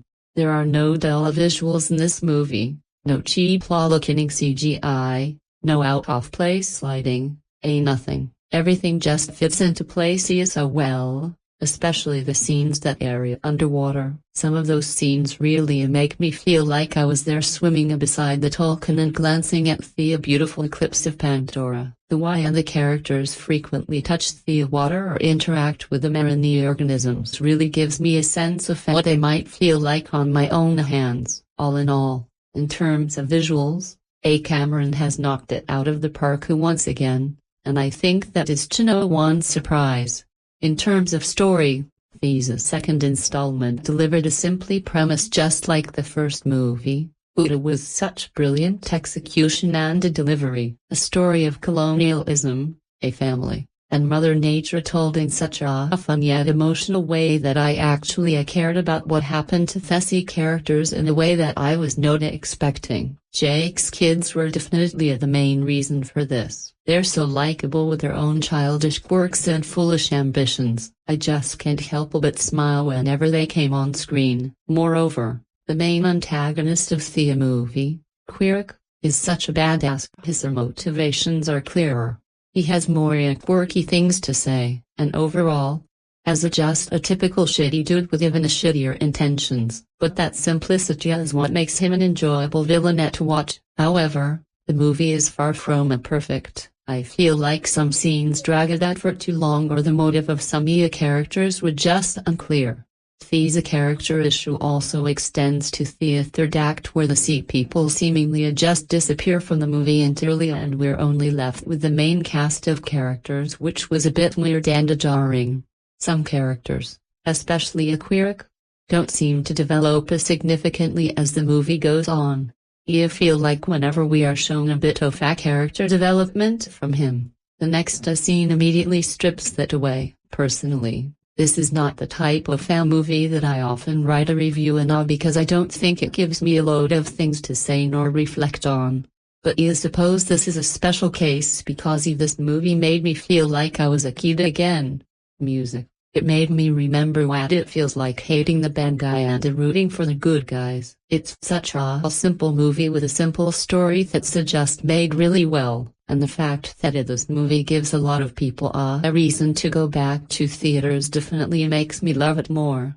Overall, Avatar The Way of Water is just a good time and it doesn't feel like 3 hours at all. I kind of wished it was longer. Avatar The Way of Water is one of the most beautifully designed movies in cinema history. Avatar The Way of Water is also one of the emptiest pieces of media in cinema history. James Cameron's technologically developed sci-fi epic is actually quite terrible. It looks great, but has little to no substance. Fees wouldn't be an issue, except it pretends it does. This is the try-hard movie of the century and fails everyone it presumes to represent. Did I mention how pretty the movie is? I hope that I did because that is all this movie has going for it. There is something lost in the translation of what the movie thinks it is and what it actually is. It begs the question the first installment did. Is this a visual homage to pre-colonial civilizations or appropriation as a means for a white person to tell indigenous stories? That's what we're going to unravel. Welcome to the roast of Avatar, The Way of Water. Yes, we're about to roast some water. Make no mistake, Seeing this in 3D was incredible. It was like watching a giant of 4K television in vivid mode for 3 hours straight. The movie is smoother than Thea silk pajamas from the TLC Creep video shot in a few different very high frame rates. You'll find it looks a hell of a lot like a video game. So yeah, Thea movie is for all intents and purposes a glorified and gratuitous cutscene. Cameron is a believer in the illusion that 3D visuals offer audiences, so much in fact that film technology had to catch up to his vision to even make Thea a movie. While Cameron thinks he's doing resurrecting a format that will reinvigorate an industry that took a major hit from COVID, what's actually happening is a very privileged director who made these studios a lot of money making something look good in order to get money back for spending a lot of money to make it. The meticulous attention to visual detail is spellbinding. Every fifth finger, every strand of hair, every NA6 facial expression, all of it is gorgeous. In the aftermath of the first Avatar, folks were left with a phenomenon called the Avatar blues. A feeling of depression swept viewers after being immersed in the beauty of Pandora and returning to their regular lives.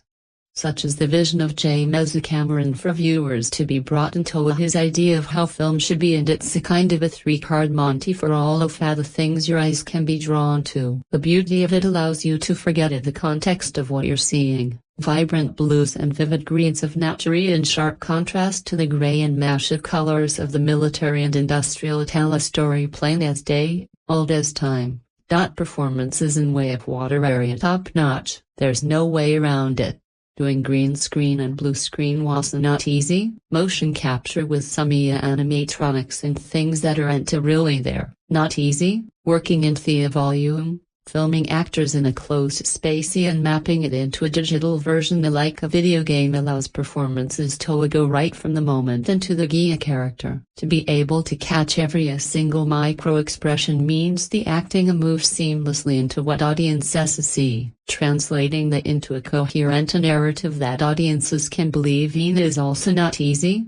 Cultural competency aside, there are no bad performances in this movie, only misguided direction. Sam Worthington is the exact same from the first movie to this one as Thea savior Jake Sully. Zoe Saldaña returns also neat and gives way more ferocity and here a second turn in the role.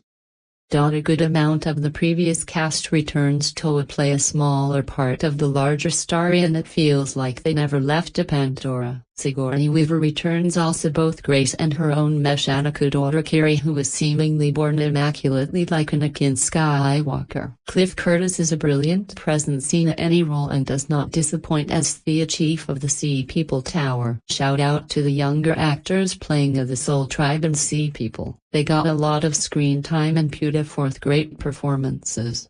Also new to the franchise with standout roles are Brendan Dale, who plays Thea Whale Hunter McSquire, being Germania Clement of Flight of the Conchords family as marine biologist Ian Garvin. Thea were absolutely the highlight of Thea film for me.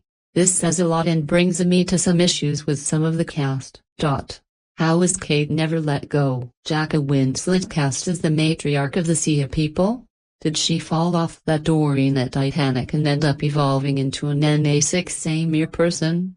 This is just another of those things that took me out of the spectacle of the movie.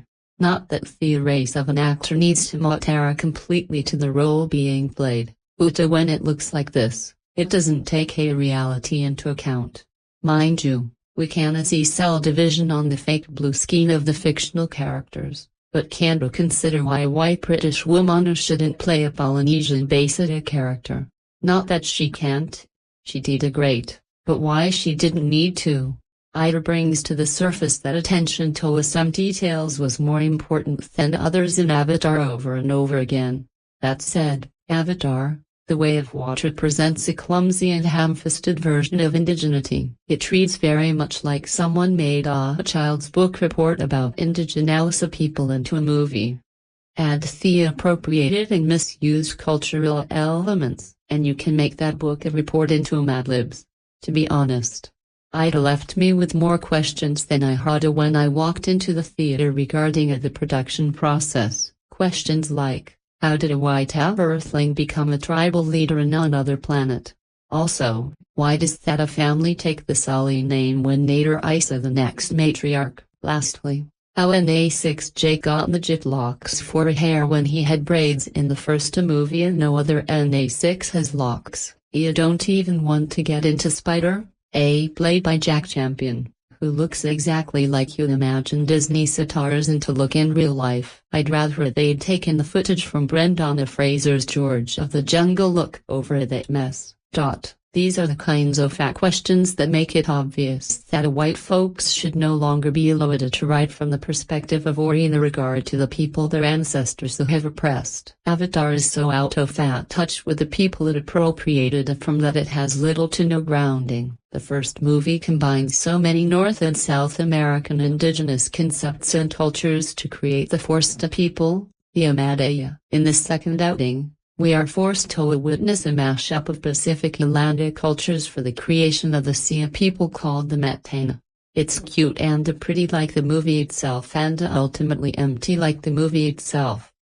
When the inevitable war reaches the Metana, and they begin to rally themselves, they start to stomp and stick out their tongues, clearly referencing the ceremonial haka, Uta done with no cultural competency. Herein lies the motif of this review. So much is sampled as so little care. Not at all surprising given how many indigenous people have been asking the public to boycott it via social media. The issues facing the indigenous are not the fault of this movie, but many of the ideas that create a negative climate for them to incubate are encouraged by the narratives of the Avatar universe. I post here way of water borrows and steals from people to make a point about the fate of those same people without ever including those people's points of view. It's an insult, a large and expensive cultural fox that only exists because it can't be held accountable, unless it wins an award for visual effects and a hologram of such a little feather accepts and scolds the Academy. Then at least the performance of accountability is on the table. The only thing worth seeing this movie for is seeing this movie, a weak and a repetitive story that recycles every single beat from the first movie down to the same villain. Yeah. Stephen Lang returns as Colonel Miles Quaritch. Often it is said that there is nothing new under the sun. But goodness gracious, this movie is a copy of a copy and it doesn't even have the wherewithal to know it. Appropriation and privilege run rampant throughout the development of this entire franchise, and it won't matter. It made money hand over fist and has 5 more sequels planned to follow. Unless there are more indigenous and non-white people behind the camera and in the writer room, we can look forward to a lot more of these from the Avatar universe. I feel about this movie the way Cameron and Scorsese feel about the Marvel Cinematic Universe. Except the Black Panther movies explore indigeneity and indigenous futurism with more dignity than either of them knows how to muster on film. In 2009, the world of movies was forever changed by Avatar, a science fiction epic born from the mind of James Cameron. The movie was a box office phenomenon and it remains the highest-grossing film of all time. Technically, Avatar was a groundbreaking film that pushed visual effects to entirely new heights. It also reintroduced 3D to the big screen, using it in the most dazzling and immersive way ever seen. Of course, the 3D craze didn't last, mainly because no one could match what Cameron was able to do with it. But while Avatar was a technical marvel, its story was a letdown. It was basically repeated straight from Dances with Wolves, Uta with a futuristic sci-fi angle rather than a historical one. It also suffered from Cameron's heavy-handed sermonizing on everything from the environment to a corporate America to the military. It wasn't that he had a message. It was so that he pounded us over the head without an ounce of nuance or subtlety. After 13 years, James Cameron is back on Pandora with Avatar, The Way of Water, a nearly $400 million sequel that once again pushes the art of movie special effects to the proverbial next level. It's a jaw-dropping motion picture spectacle unlike anything I've seen on the big screen before. Not only does it demand to be seen in the theater, it once again sees Cameron doing things with 3D technology that no one else has ever done. Not to sound hyperbolic, but you will have to see it to believe it. On the flip side, Cameron isn't best known for a seamless storytelling, and Way of the Water has its issues there. But the story is considerably better this time around, with Cameron getting away from the on-nosed Prius and giving USA something that's more intimate, and Thea does a good job progressing the characters and their stories. I'm an admitted sucker for movies about family, and that theme resonates all throughout The Way of the Water. There's also an overarching theme of empathy that plays out through multiple relationships. Sam Worthington returns as Jake Sully, a former human and now full-on NA6. Over a decade has passed since the first film, and Jake is now chief of the Omade Forest tribe. There he and his wife Zoe Saldaña happily raised their family, which includes their oldest son Jamie Flatters, their headstrong second son Lo Britton Dalton, and their youngest child Tuck Trinity Julia Bliss, their adopted teenage daughter Carrie Sigourney Weaver, and their adopted human son Spider Jack Champion, who also born of Pandora and rescued by Jake and Anita. While Jake's life seems ideal, he has long feared the return of the Sky people, aka the Resources Development Administration from planet Earth. In the first film, the RDA came in the form of a science mission and a mining operation. But within the first few minutes of the sequel, they make their return, scorching a huge section of the forest to build their massive base of operations, rather than being accompanied by a small but aggressive security team. This time the RDA have brought a bigger military presence, and rather than mine, they come to colonize, to find a new home for humanity after depleting their own world's resources. Their first step, pacify the natives. Leading the charge is the film's main antagonist, Colonel Miles Quarick. Stephen Lang killed in the first movie but cloned as NA6, complete with all of his old uploaded memories. Quarick is tasked with leading a unit of fellow recombinants to find and eliminate Jake Sully. Initially Jake, Nita and Thea Omade fight back, but realizing the danger he brings to his family and the people, Jake and Nita take their children and flee far away from the forest, eventually finding refuge with a water tribe called the Mishiana, led by a chief Danai, Cliff Curtis, and his wife Ronal, Kate Winslet. But to no surprise, the ruthless and dogged Quarick stays hot on their trail. At a hefty 3 hours and 12 minutes, Cameron's story covers a lot of ground. He spends a big chunk of his time on world building, introducing his audience to a whole new part of Pandora. The Matayana tribe make their home on a giant reef that's full of exotic aquatic plant and animal life. Cameron and his creative teams go all out designing and visualizing this vivid underwater ecosystem. With just as much time put into exploring the metaculture, the movie does slow down a tad during the long middle stretch, but there's always something new and often jaw-dropping to take in. In addition to shooting in a state-of-the-art 3D, the film also features underwater performance capture, an incredibly impressive feat requiring its own newly developed tech. Then 3 was the decision to shoot at a higher frame rate. There are several instances where Cameron bumps the standard 24 frames per second up to 48 FPS. Giving the film a more crisp and realistic appearance. It's a choice that won't be for everyone, and its clarity and quality may depend the theatre screen you see it on. Personally, I loved the higher frame rate. Of course, The Way of the Water is also full of big eye-popping action, which is something James Cameron knows a lot about. The set pieces are as thrilling as they are massive, and the above-mentioned technology really shines in them. The performances are also good, with both Worthington and Saldaña especially shining. As for Lang, he's mercifully dialed back and less humorous this time around, and the movie does some interesting things with his character. Again, the story may stumble in a few spots, but it's still an exciting step up from the first movie. And as an experience, visiting Pandora has never felt so exciting and full of life. Avatar: The Way of Water is in theaters now. Avatar: The Way of the Water might have been facing some of the most ridiculously high expectations in the history of cinema. Unadjusted for inflation, the original Avatar is still to this day the highest-grossing movie of all time. And even adjusted for inflation, only Gone with the Wind beats it out. Sometime before the sequel's release, I heard it needed to be one of the top 5 or so highest-grossing movies ever to even turn a profit, and I was like, yeah, I don't know about all of that. Avatar's legacy over the years has also been an interesting one.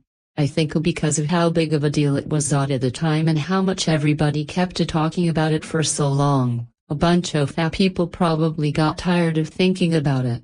There were always the accusations that its plot was almost entirely unoriginal. White guy becomes one with the indigenous people, learns that they are not savages after all, helps them fight against those he once sided with. But until the sequel finally started its marketing campaign, it seemed like you hardly ever heard about Avatar in contrast to other iconic high-end blockbusters. Inevitably, during the 13 years that passed between the releases of the first and second films in the series, the hype dried down.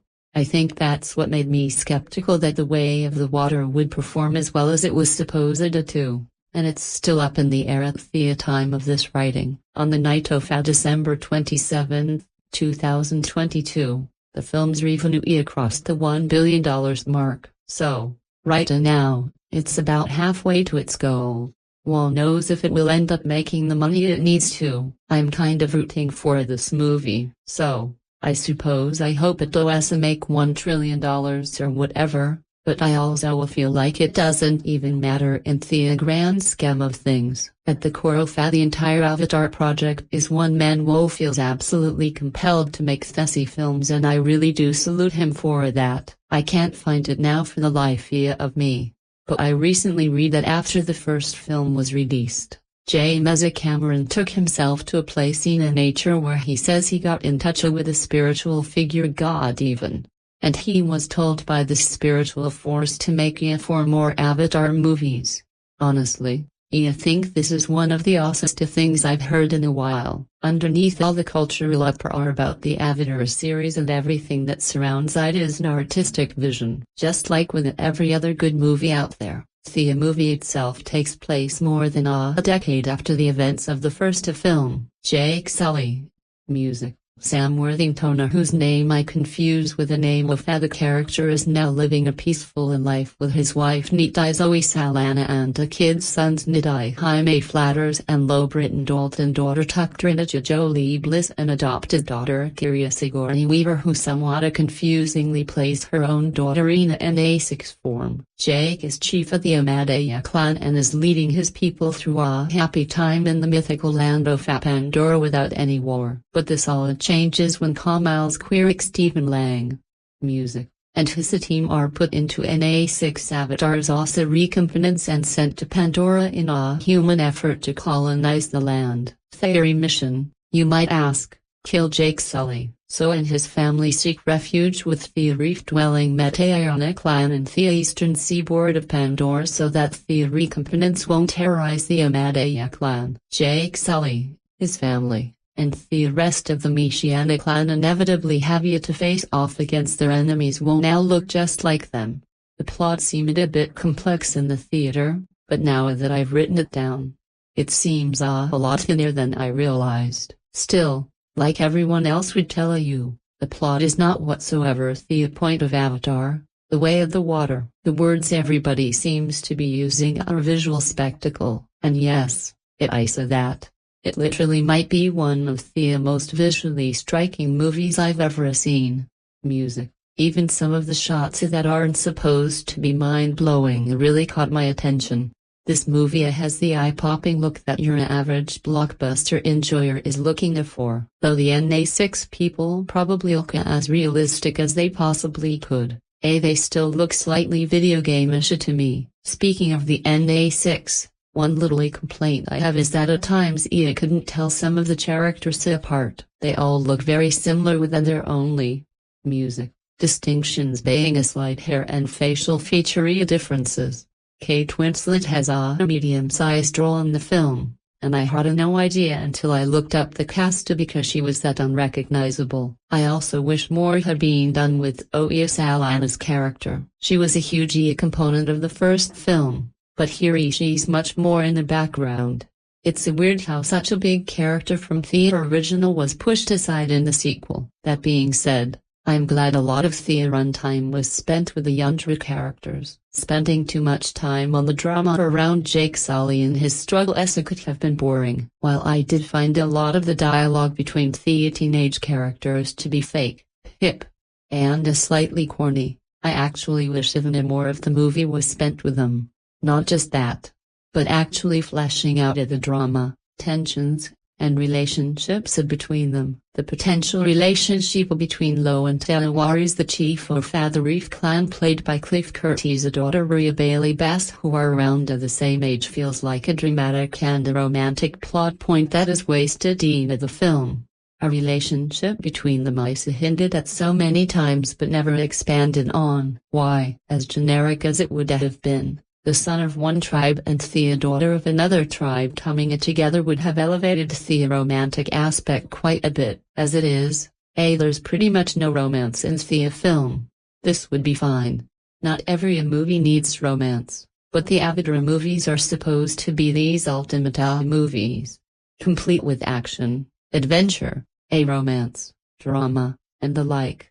As much time as the filmmakers spent working on the film, they left out a major pillar of what most epic stories have. At least that's what I think. Anyway, this is a movie that is pretty consistently filled with action sequences. The slower and more somber moments of the film are few and far between. One monologue in particular towards the end of the film is a nice and well-needed touch that allows viewers to take a break from the chaos. Avatar: The Way of the Water is a loud and long movie that I wish more time to reflect on the beauty and mythology of the world of Pandora itself and the relationships of the characters with nature. One of my favorite parts of the movie is when Lo bonds with a large whale-esque creature living in the outer reef area that has been outcast from society. It especially stood out to me because of how Lo and the creature are able to communicate through a mutual language.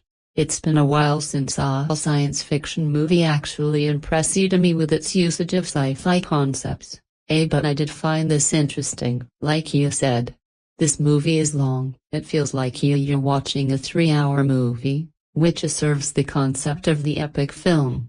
But still, half an hour could easily have been trimmed off, or some of the runtime could have been used for more inspiring and interesting facets of the story. By the final few scenes in the movie, you'll surely be checking your watch. Then again, this is a movie that has been in the making since God knows when. Maybe it's naturally going to be overstated. I just wish some of that stuffing was more consistently interesting. You can tell James Cameron is doing his thing. It's quite likely that Avatar movies are all he's going to be directing for the remainder of his legendary career. And in his mind, that's a good thing, and that's all that it really matters. As indulgent as Avatar: The Way of the Water is, it's also easier to tell that the film is the product of many long years dedicated to making things just right. It isn't the mind-blowing film that it could have been. I would probably give this film A+ as a grade, but there are definitely aspects of it that make it worth watching. My favorite thing about the entire movie might be the continued blatant usage of the papyrus fonts. But if Cameron is in touch with God while making these films and putting all he can into them, who is to say they're not worthwhile?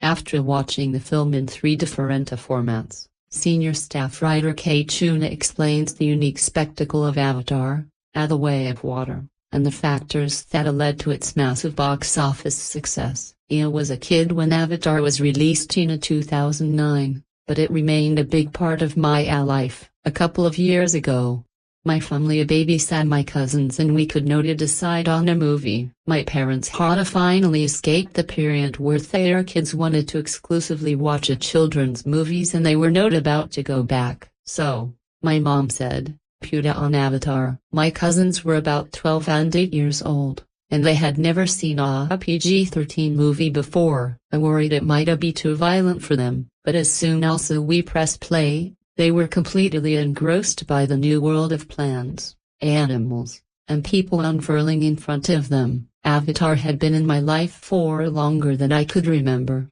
Rewatching it next to Two Araka Children reminded me how powerful the film is when viewed for the first time. Unlike anything put to screen before, Avatar utilizes immersive visual effects to tell his story of Jake Sully, Sam Worthington, an ex-marine sent to the moon Pandora for its natural resources. Through the use of a remotely controlled avatar, Sully encounters the Na6, a native race with a spiritual connection into nature. As he is monitored by Colin Lickrick, Stephen Lang, and taught the ways of the Na6 by Nita Zoe Saldaña, Sully finds himself torn between loyalty to his own people and the new worldview he has discovered. The film became a massive hit that people went to see week after week, and Avatar grew to become the highest-grossing film of all time. Despite this overwhelming success, the development of Avatar, The Way of Water, it would remain a mystery for the next 13 years.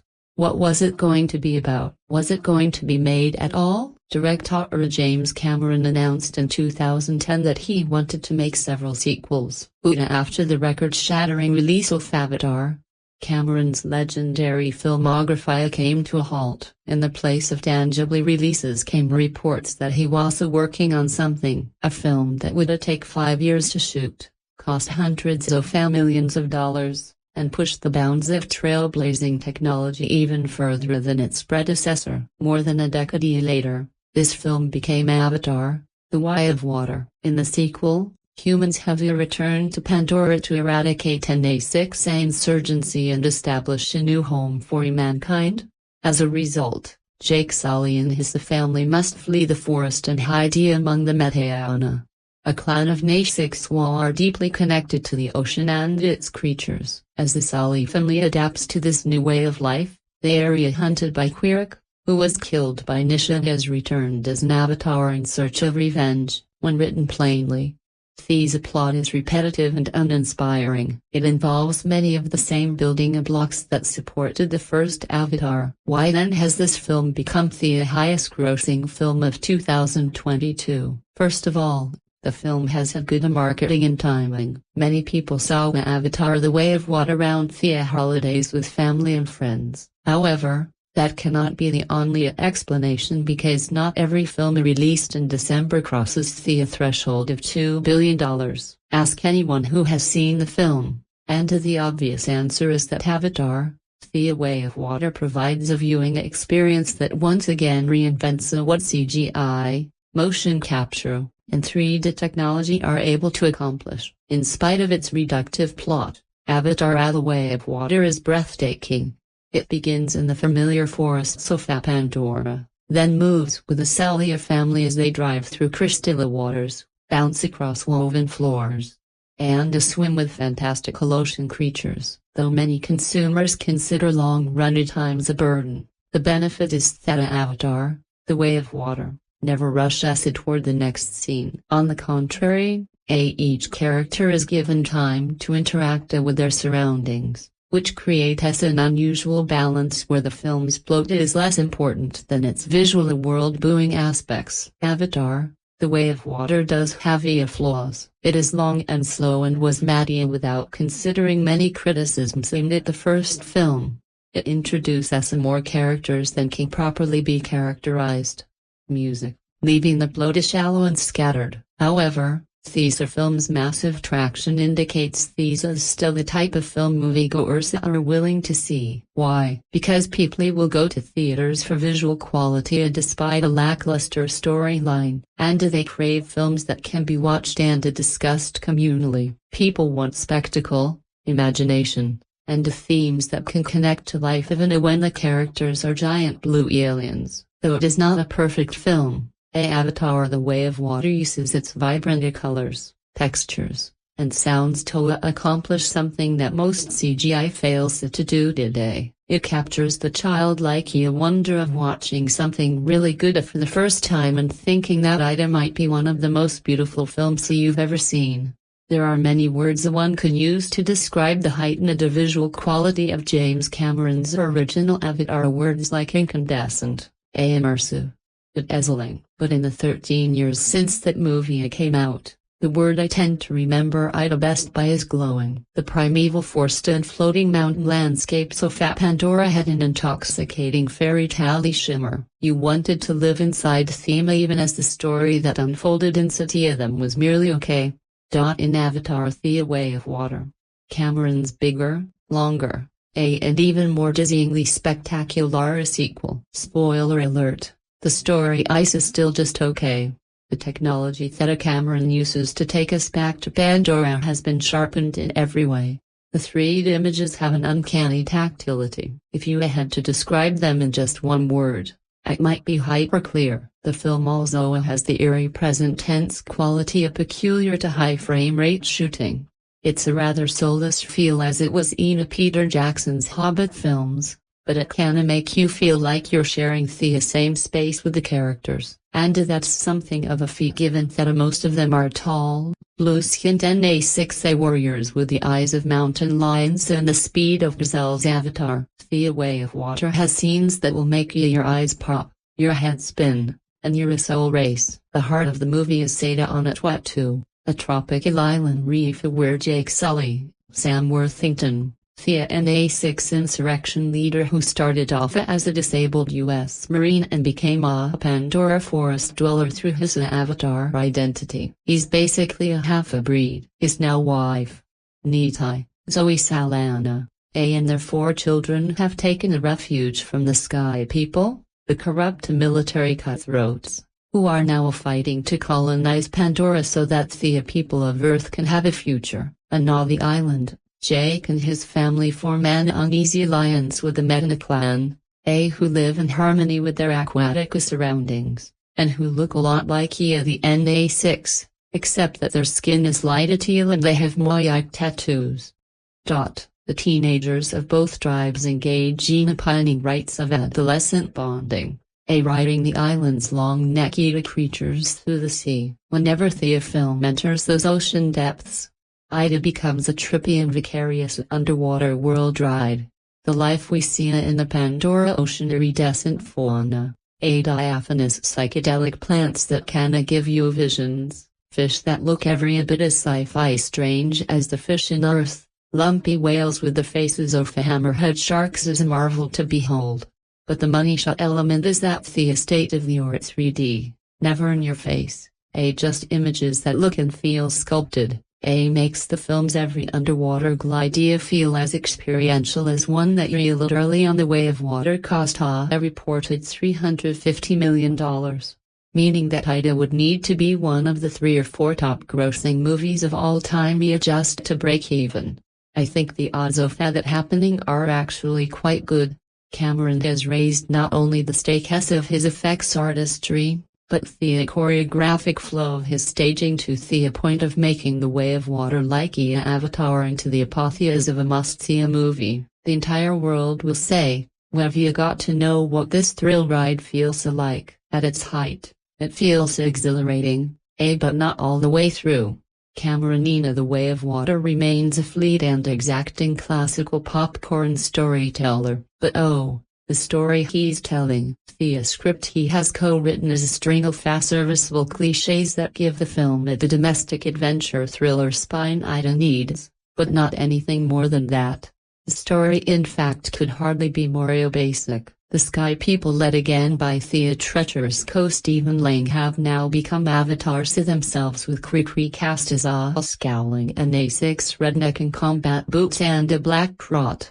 They've arrived in a disguise to hunt Jake down, but Jake escapes with his family and hides out with the Michiana, Quaritch and his Guna squad commandeer a hunting ship and eventually track them down. There is a massive confrontation. The end. This tale with its bare bones dialogue could easily have served an ambitious Netflix thriller and could have been told in 2 hours rather than 3. But that's the point, isn't it? The Way of Water is braided with the sequences that exist almost solely for their sculptured and majestic magic. It's a truly a movie crossed with a virtual reality theme park ride. Another way to put it is that it's a live-action film that casts the spell of an animated fantasy. But though the faces of the Na6A and the Metaion are expressive and Thea actors make their presence felt, there is almost zero dimensionality to Thea characters. The dimensionality is all in the images. Cameron, a 4-decade veteran of bravura action logistics, has lost none of his mojo. His combat sequences are miraculously sustained, and he brings off a real coup in the relationship that Low Britain Dalton Jakey and Nita's second son forms with one of the whales, who becomes in a great scene the centerpiece of a surprise attack. And on the other hand, where the culminating a sequence of the original Avatar was that astounding spectacle of the Na6 swooping the sway and that on their flying psychedelic griffins, the climax of The Way of Water is more heavy-duty with the bullets, apocalyptic fire, and a collapsing ship that makes several of the characters look like they got trapped in one of the disaster sequences of Cameron's Titanic. Evoking that movie is a tactical mistake because it reminds you that Titanic was a jaw-dropping spectacle with characters who touched USA to the core. I'm sorry, but as I watched The Way of Water, the only part of me that was moved was my eyeballs. In 2009, with large blockbuster endeavors exploding into movie theaters throughout the year, including Star Trek, Transformers, Revenge of the Fallen, Fast and Furious, and Terminator, Salvation. 20th, the era closed out with the release of Avatar, an ambitious sci-fi blockbuster that set the bar high for visual effects storytelling. Directed by James Cameron, the film, which starred Sam Worthington, Zoe Saldaña, Stephen Lang, and Sigourney Weaver, followed the journey of Jake Sully, a paraplegic marine who sent to the alien world of Pandora to help it perform in the studies on the Na6, the local natives of Pandora. Through the genetically engineered Na6 avatar body host that's operated from the brain of a remotely located human. While private sector military forces begin to demolish the lush forest of Pandora in attempt to mining precious minerals from the planet. Released on December 16, 2009, Avatar, while met with criticism towards the film's screenplay, story, and a lengthy runtime, received positive reviews and praise from critics and moviegoers alike, with most citing the feature's direction, cinematography, a musical score, and groundbreaking visual effects. During its initial theatrical run, the movie went to break several office records and became the highest-grossing film of all time at the moment, beating out Cameron's own Titanic, which held the record for over 12 years. The movie remained at that number spot for many years until 2019, when Avengers: Endgame overtook as the highest-grossing film of all time. Yet, Cameron's mega-blockbuster took that position in 2021 with the release of Avatar in China. To this day, as of writing this review, Avatar holds the #1 position in the category and has collectively grossed $2.92 billion at the box office. In addition, Avatar went on to be nominated for numerous awards during the awards season that year, including being nominated for 9 Academy Awards and won 3 of them. Best Art Direction, Best Cinematography, and Best Visual Effects. Now, 13 years since the release of the 2009 film, 20th Century Fox and director James Cameron returned to the world of Pandora and the movie sequel Avatar, The Way of Water. Is this long-awaited sequel worth the wait? Or has the world moved on from Cameron's expansive sci-fi world of Jake Sully?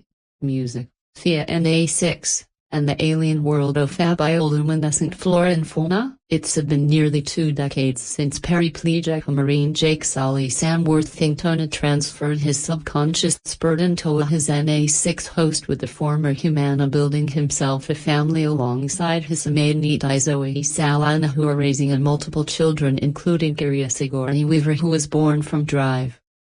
Grace's avatar becoming a tribal leader on Pandora for his clan. Jake finally has peace and purpose. But Sokka tranquility is soon disturbed by the return of the Sky People, with General Francis Ardmore, Eddie Falco, letting of the charge of claiming the planetoid Earth continues to expire, joining Ardmore's Colonel Miles Cordic, Stephen Lang, with his subconscious mind plugged into an avatar body, who is looking for a revenge against Jake for killing his human form, setting out on a hunt to find the former Marine with his plans to exterminate all the NA6. Jake recognizes the potential danger he's in, leaving the forest with his family to hide with the Reef People Metaiona clan, who are led by Danoya Cliff Curtis and his wife Ranuk Kate Winslet, hoping to stay out of sight and to protect the innocent. Yet the military man isn't easily outsmarted, joining a marine hunting team to find his prey while bringing war to the open waters where Jake, his family, and the people Metaiona clan must prepare to battle with the Sky People. It's been a while since I can recall a lot of the big blockbuster-esque movies of 2009 with the theatrical releases of such highly anticipated films that you're wary a bit of a mixed bag. I mean, Star Trek was amazing. Transformers, Revenge of the Fallen was just okay. Terminator, Salvation was pretty meh. Fast and the Furious was good, yet a bit clunky at times, and so on and so forth. So, barring a select few, 2009's blockbuster feature films varied with difference of opinions of not living up to their inherent hype. That certainly wasn't the case for James Cameron's Avatar. I want to go into intricate detail about the reasons why I loved this movie, as he already described that during my cinematic flashback for Avatar recently. Here's the link. That being said, it was definitely a visual blockbuster film that I love to watch. With early development began all the way back in 1994. Avatar saw a long road to getting made, with Cameron looking to wait for filmmaking techniques and visual effects to catch up to his ultimate vision for the movie. The result is something that works and works wonderfully well. Yes, the story is a bit limp in a few areas with the recycled nuances that coincides with Woes or even Fergali, the last rainforest.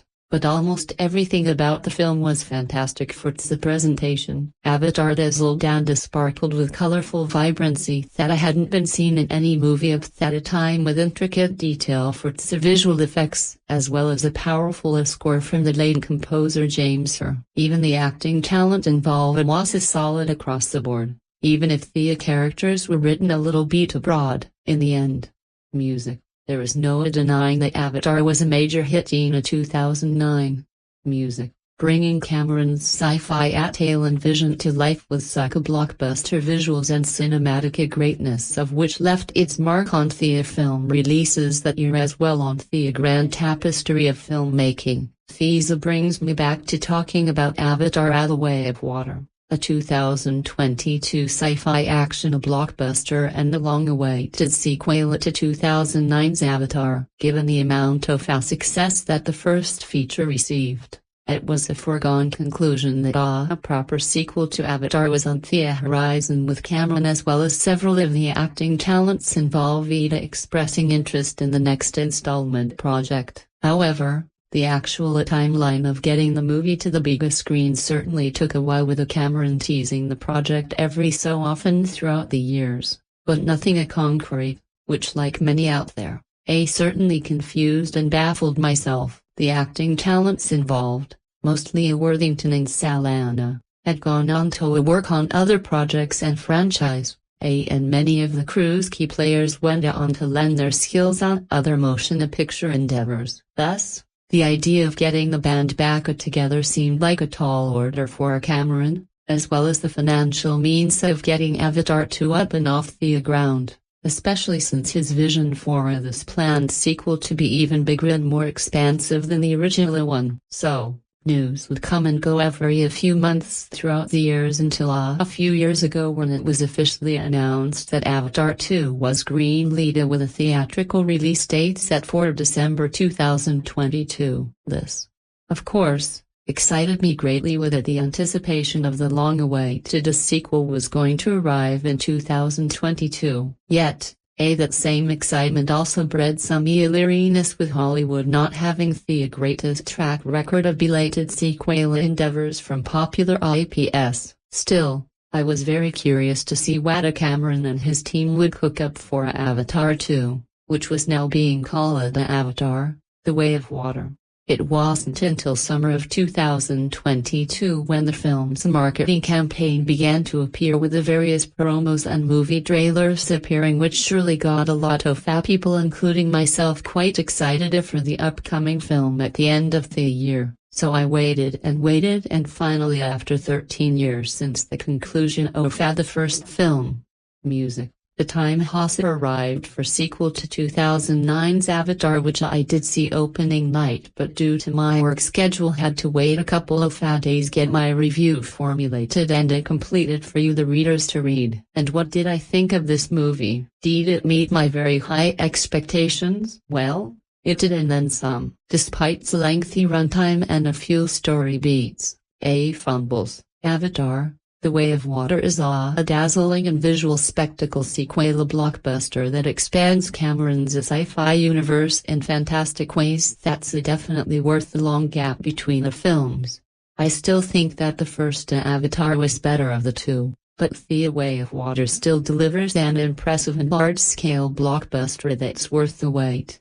As mentioned above, Avatar: The Way of Water is directed by James Cameron, who previously directed the first film, as well as directing other memorable feature films such as Titanic, Aliens, and Terminator 2, Judgment Day. Given his overall familiarity with the first movie and his desire to see an author's sequel materialize, Cameron does seem like the most suitable choice to helm such a project like this, and do so with such clearly and precise detail as to what he wants to show in this film. After an opening salvo, which catches everything up about the events of the first Avatar, as well as what has happened since, Cameron dives headfirst into the movie, projecting a lot of familiar sci-fi wonder and amazement, with the focus returning to Jake Sully, who has started a family with Nita. While taking some beats that were a bit reminiscent of the first one,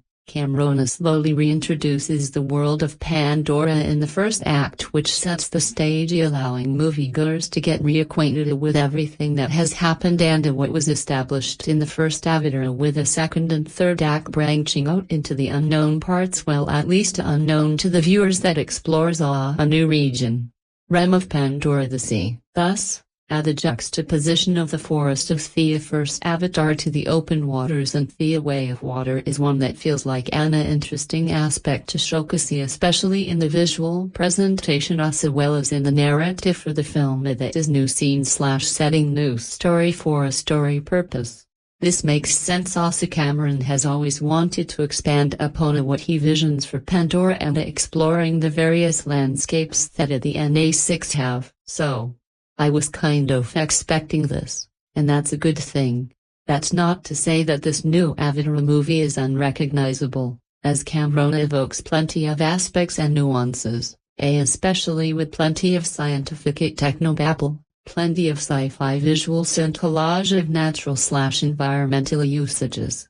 Of course, the action takes a center stage throughout the movie, especially the latter half, with Cameron staging such events with a lot of frenetic energy and bombastic action that is very much in line to what was previous done in the last film, yet it still feels grandiose and creates a load of adrenaline-filled moments.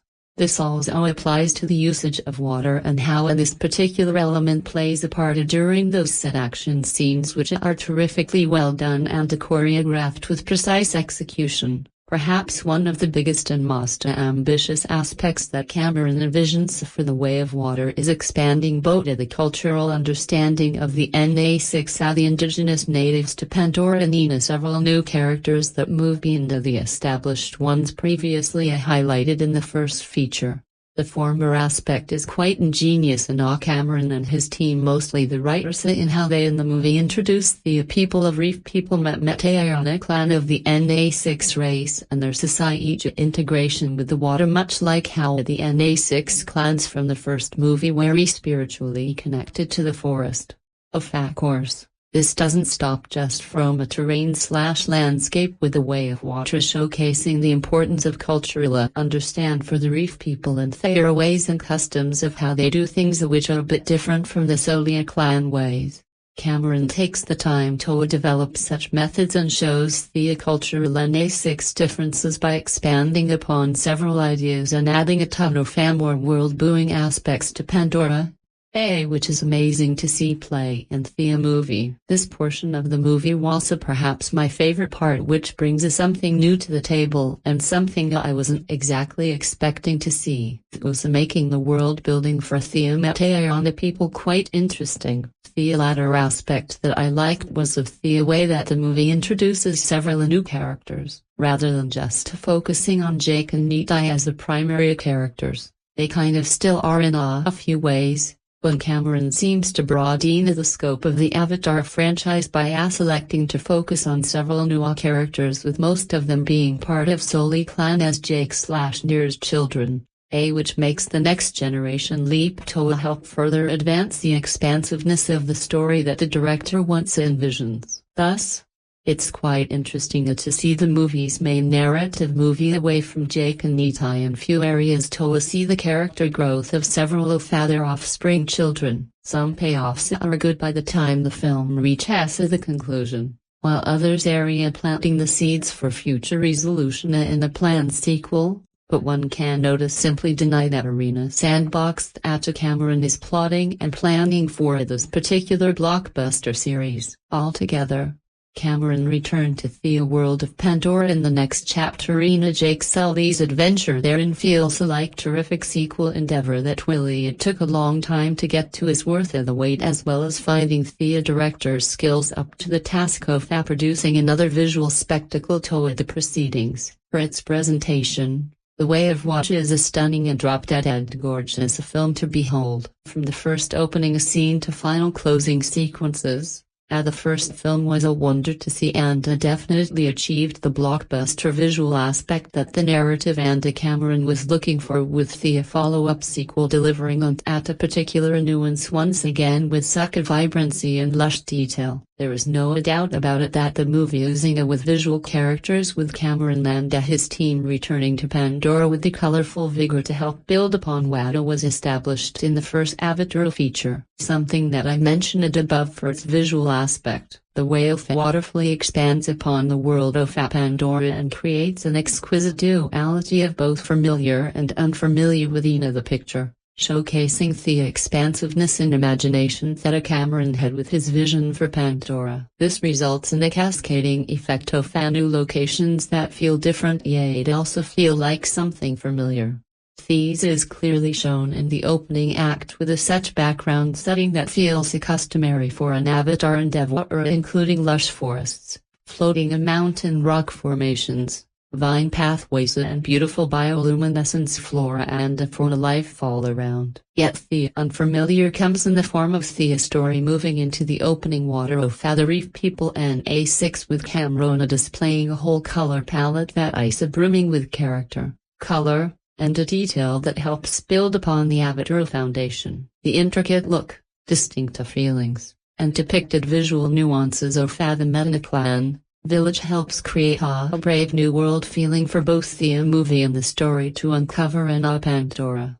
And all is drawing out and brought to life in such an amazing way. Thus, it comes at no surprise that the movie's behind-the-scenes key players, including Dylan Cole and Ben Proctor, production design, Vanessa Cole, Seda Decorations, Bob Buck, Deborah L. Scott costume designs, and the entire art direction team for their efforts in making the sequel's background setting have a very visual appealing in almost every scene, from both natural-looking depictions, tribal cultural dwellings, and sci-fi aesthetics that encompass the world of Pandora and in The Way of Water. This of course brings me around to talking about the visual effects for the movie, and I cannot understate how beautiful and intricately detailed the CGI effect shots were. The big milestone hit of the first film and are in full force in The Way of Water, with the feature being a dazzling spectacle from onset to conclusion. The grace and majesty of what made the first Avatar movie shine and memorable is brought back with such breathtaking moments within the sequel, showcasing such incredibly cinematics in the way of CGI effects. Toa helped present some of the more fantastically elements. Of course, Thea and A6 looks quite interesting. The Onas introduced in the first picture, but I did really love the Michiana and A6 look and how they have different physical characteristic, that is bigger eyes, a different color eye pupils, a webbed, clobed arms and legs, etc. These also applies to the various aquatic creatures depicted in this particular portion of the movie, especially the flying fishes, the massive whale-like Eotelkins, and Metaiana's Pantun Aquatica-style horse, which looks stunning in every scene that they were in. Additionally, the movie's action, also mentioned above, was really good and entertaining, with the visual effect team developing a blockbuster wizardry throughout these scenes and make solid the computer-narrated shots so beautiful to look at and really brings the fantastic to the way of water. In addition, the cinematography work by Russell Carpenter, who has worked as the director of photography for Cameron's True Lies and Titanic, is top-notch in the movie, with Carpenter creating some fantastic sequences where the film's imagery comes alive, be it an explosive action sequence or just the camera lingering on such quieter moments of natural beauty. It's in these scenes where Carpenter's talents are shining immensely in letting the sweeping camera angles, dramatic shots, and the lightning, shadowing effects, especially those in the underwater shots, come alive and soak up the cinematic nuances that Cameron and his team wants to display. The result is something truly wonderful to behold on screen and captures those particular aspects in a glorious cinematic representation, only that is filled with amazement and a cinematic wonder. Lastly, the film's score, which was composed by Simona Friendlin, is cinematically brilliant and definitely helps elevate the featurette of various scenes.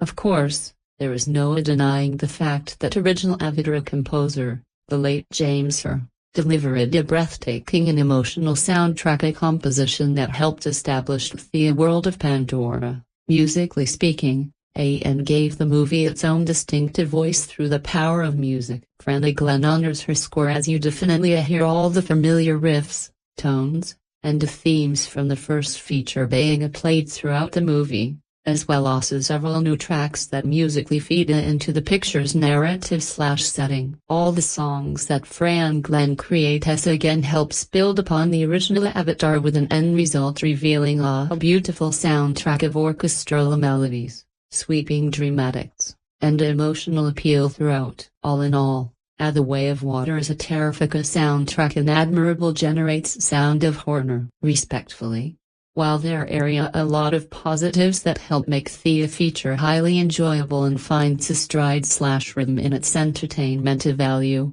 there are a few areas where The Way of Water becomes a tad clunky in its storyboarding and execution process.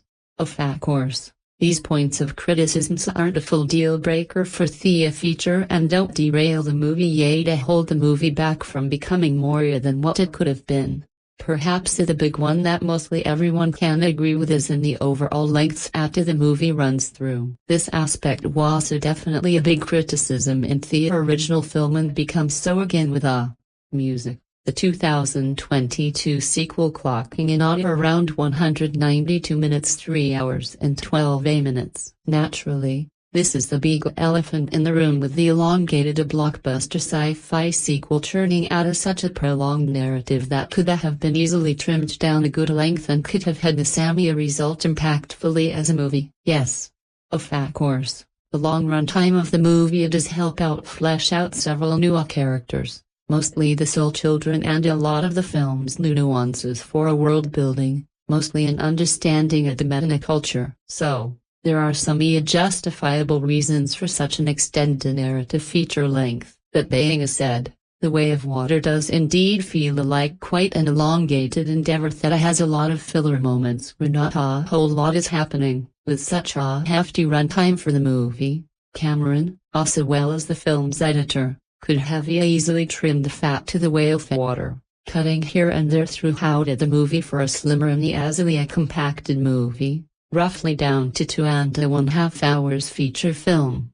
Of course, another point of criticism that must have with this movie, as well as the first Avatar, is the actually overall story being told. Compared to its predecessor, Avatar, The Way of Water offers a far more layered and ambitious story, weaving together multiple characters and interconnected storylines. However, much like the original Avatar, it struggles in several areas of its storytelling. While the narrative is engaging, it often feels surprisingly thin, leaving important ideas and character arcs underexplored. This creates an interesting contradiction. Despite its lengthy runtime of more than 3 hours, the film doesn't fully take advantage of the time it has to develop its many plot lines and subplots. Its ambitious scope is admirably, arguably even more so than the 2009 original, but some elements never receive the attention they deserve. Several characters are underused, a number of subplots remain only partially developed, and a few narrative threads are left unresolved by the time the credits roll. That isn't to say the story is ineffective. The main story beats are well presented, and many of them are genuinely compelling. However, the screenplay, written by James Cameron, Rick Jaffa, Amanda Silver, Josh Friedman, and Shane Salerno, could have benefited from a tighter and more refined structure. What's on screen certainly works, but it feels like the film had the potential to explore its world and characters in much greater depth, especially considering its extended runtime. This becomes even more noticeable when you consider how long the project spent in development. With so much time devoted to crafting the sequel, the narrative could have been clearer, more focused, and more cohesive. The final act is a perfect example. While the climactic battle is thrilling, visually spectacular, and undeniably entertaining, it also feels overly extended. The action continues for so long that it begins to lose some of its impact. Trimming this sequence could have created a tighter and more satisfying conclusion. The script also introduces several ideas without fully explaining or developing them. For example, Carrie's mysterious spiritual connection to Iwan. The circumstances surrounding Grace's unexplained pregnancy remain largely unanswered. The film also offers only a limited explanation for why the Sky People have returned to Pandora and what their long-term plans are for colonizing the planet. Similarly, the importance of the Tulkun to the human harvesters is introduced as a significant concept, yet it never becomes as central to the story as it initially appears. The film also leaves several questions surrounding General Ardmore's objectives, particularly after Colonel Quaritch's mission begins to go off course. These intriguing concepts are introduced with plenty of potential, but they never fully evolve into meaningful storylines.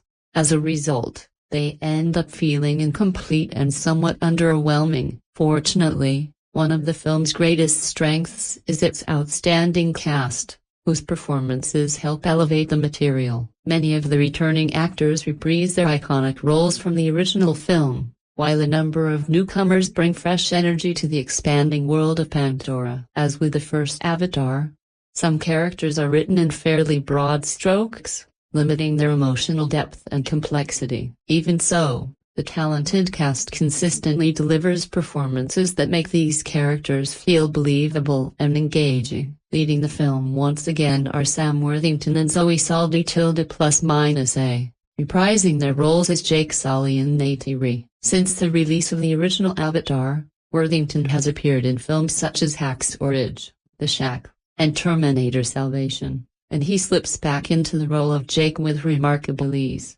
From his very first scene, he completely recaptures the character's strength, determination, and emotional depth, making it feel as though he never left the role. At the same time, The Way of Water gives Jake enough new challenges and emotional growth to keep his journey compelling, allowing Worthington to deliver a confident and engaging performance throughout the film. Rather than simply protecting the Na'vi and their people, Jake Sully now carries the added responsibility of safeguarding his own family. Every decision he makes directly affects the safety and future of those he loves, giving the character a stronger emotional foundation than before.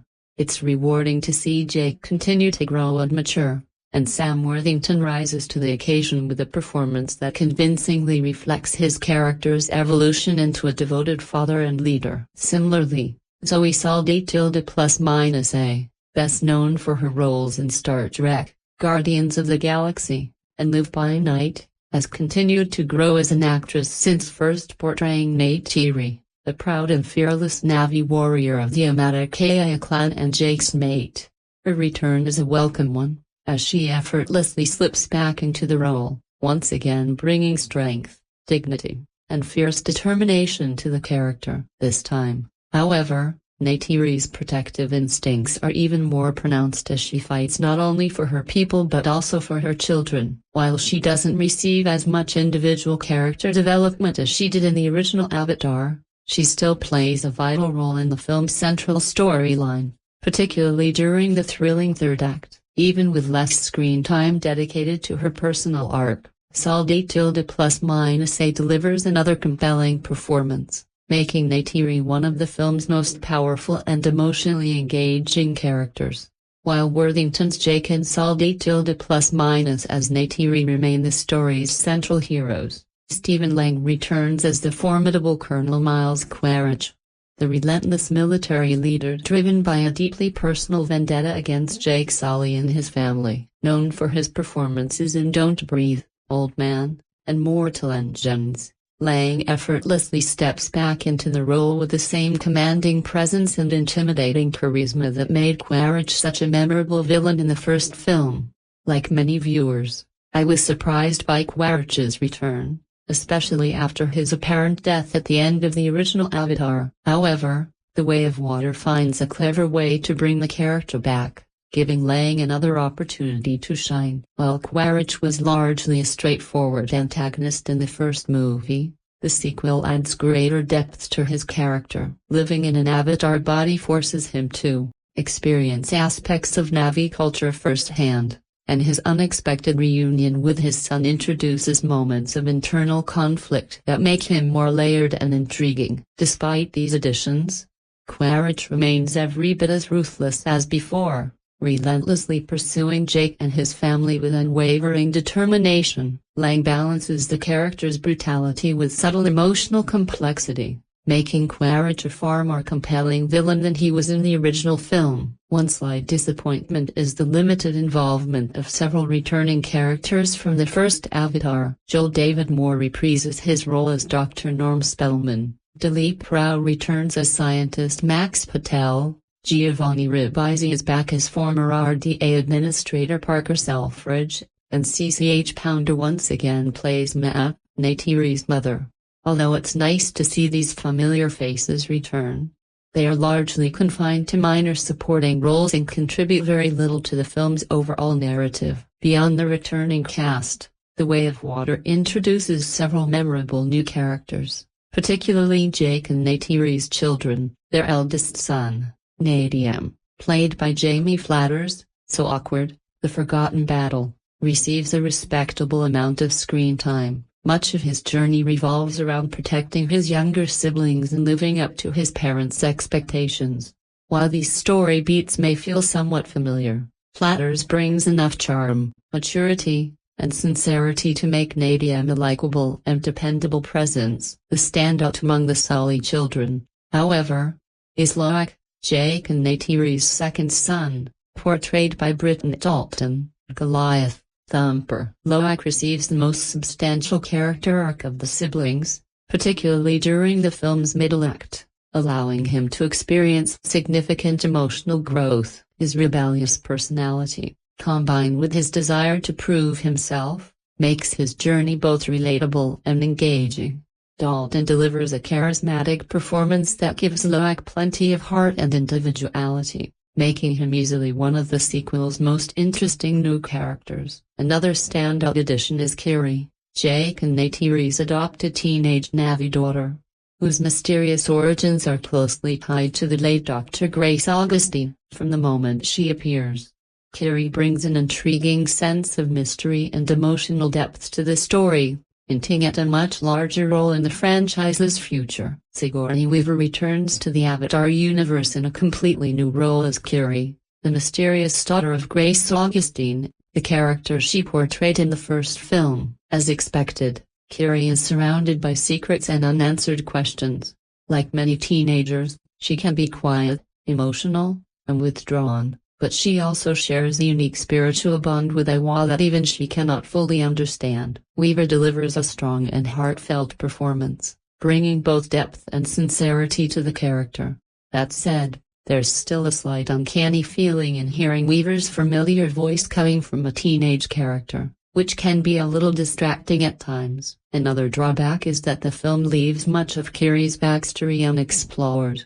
It's obvious that she will play a major role in the upcoming Avatar sequels, and I'm looking forward to seeing where her story goes. However, The Way of Water focuses mainly on her spiritual connection with Pandora and Aiwa without providing many answers about her origins. In that sense, her character is both satisfying and frustrating. Even so, Kiri stands out as one of the film's most intriguing new additions, with Weaver's performance adding a welcome sense of familiarity. Among the Sally children, Tuk Tyri has the smallest role in the film. Trinity Jolie Bliss, known for Best Foot Forward and The Garcias, does a commendable job portraying Jake and Neytiri's energetic 8-year-old daughter. Unfortunately, Tuk has very little to do beyond serving as a character who repeatedly finds herself in danger, making her feel more like a plot device than a fully developed character. Hopefully, future installments will give her a larger role and more opportunities to grow. Another notable addition is Miles Spider Sokro, a human teenager who is raised alongside Jake and Neytiri's family. Jack Champion, known for The Night Sitter and Message in a Bottle, gives a compelling performance that makes Spider one of the film's most interesting characters. While some of his storylines feel slightly uneven and could have been handled more smoothly, Spider's character clearly has significant potential. His relationships and personal journey seem destined to play an important role in the future of the Avatar franchise, making him someone worth watching. Avatar: The Way of Water is directed, written, produced, and co-created by James Cameron. The film stars Sam Worthington, Zoe Saldaña +A, Sigourney Weaver, Stephen Lang, Kate Winslet, Cliff Curtis, Britton Dalton, Trinity Jolie Bliss, Jack Champion, and Bailey Bask. Russell Carpenter serves as the cinematographer, while Stephen E. Rivkin, David Brenner, John Rifua, and James Cameron handle the editing. The score is composed by Simon Franklin, produced by Lightstorm Entertainment and distributed by Walt Disney Studios Motion Pictures. Avatar: The Way of Water premiered on December 6, 2022. The film has a runtime of 192 minutes and what was produced in the United States in the English language, with a production budget estimated between $350 million and $460 million. It became a massive global success, earning approximately $2.334 billion at the worldwide box office.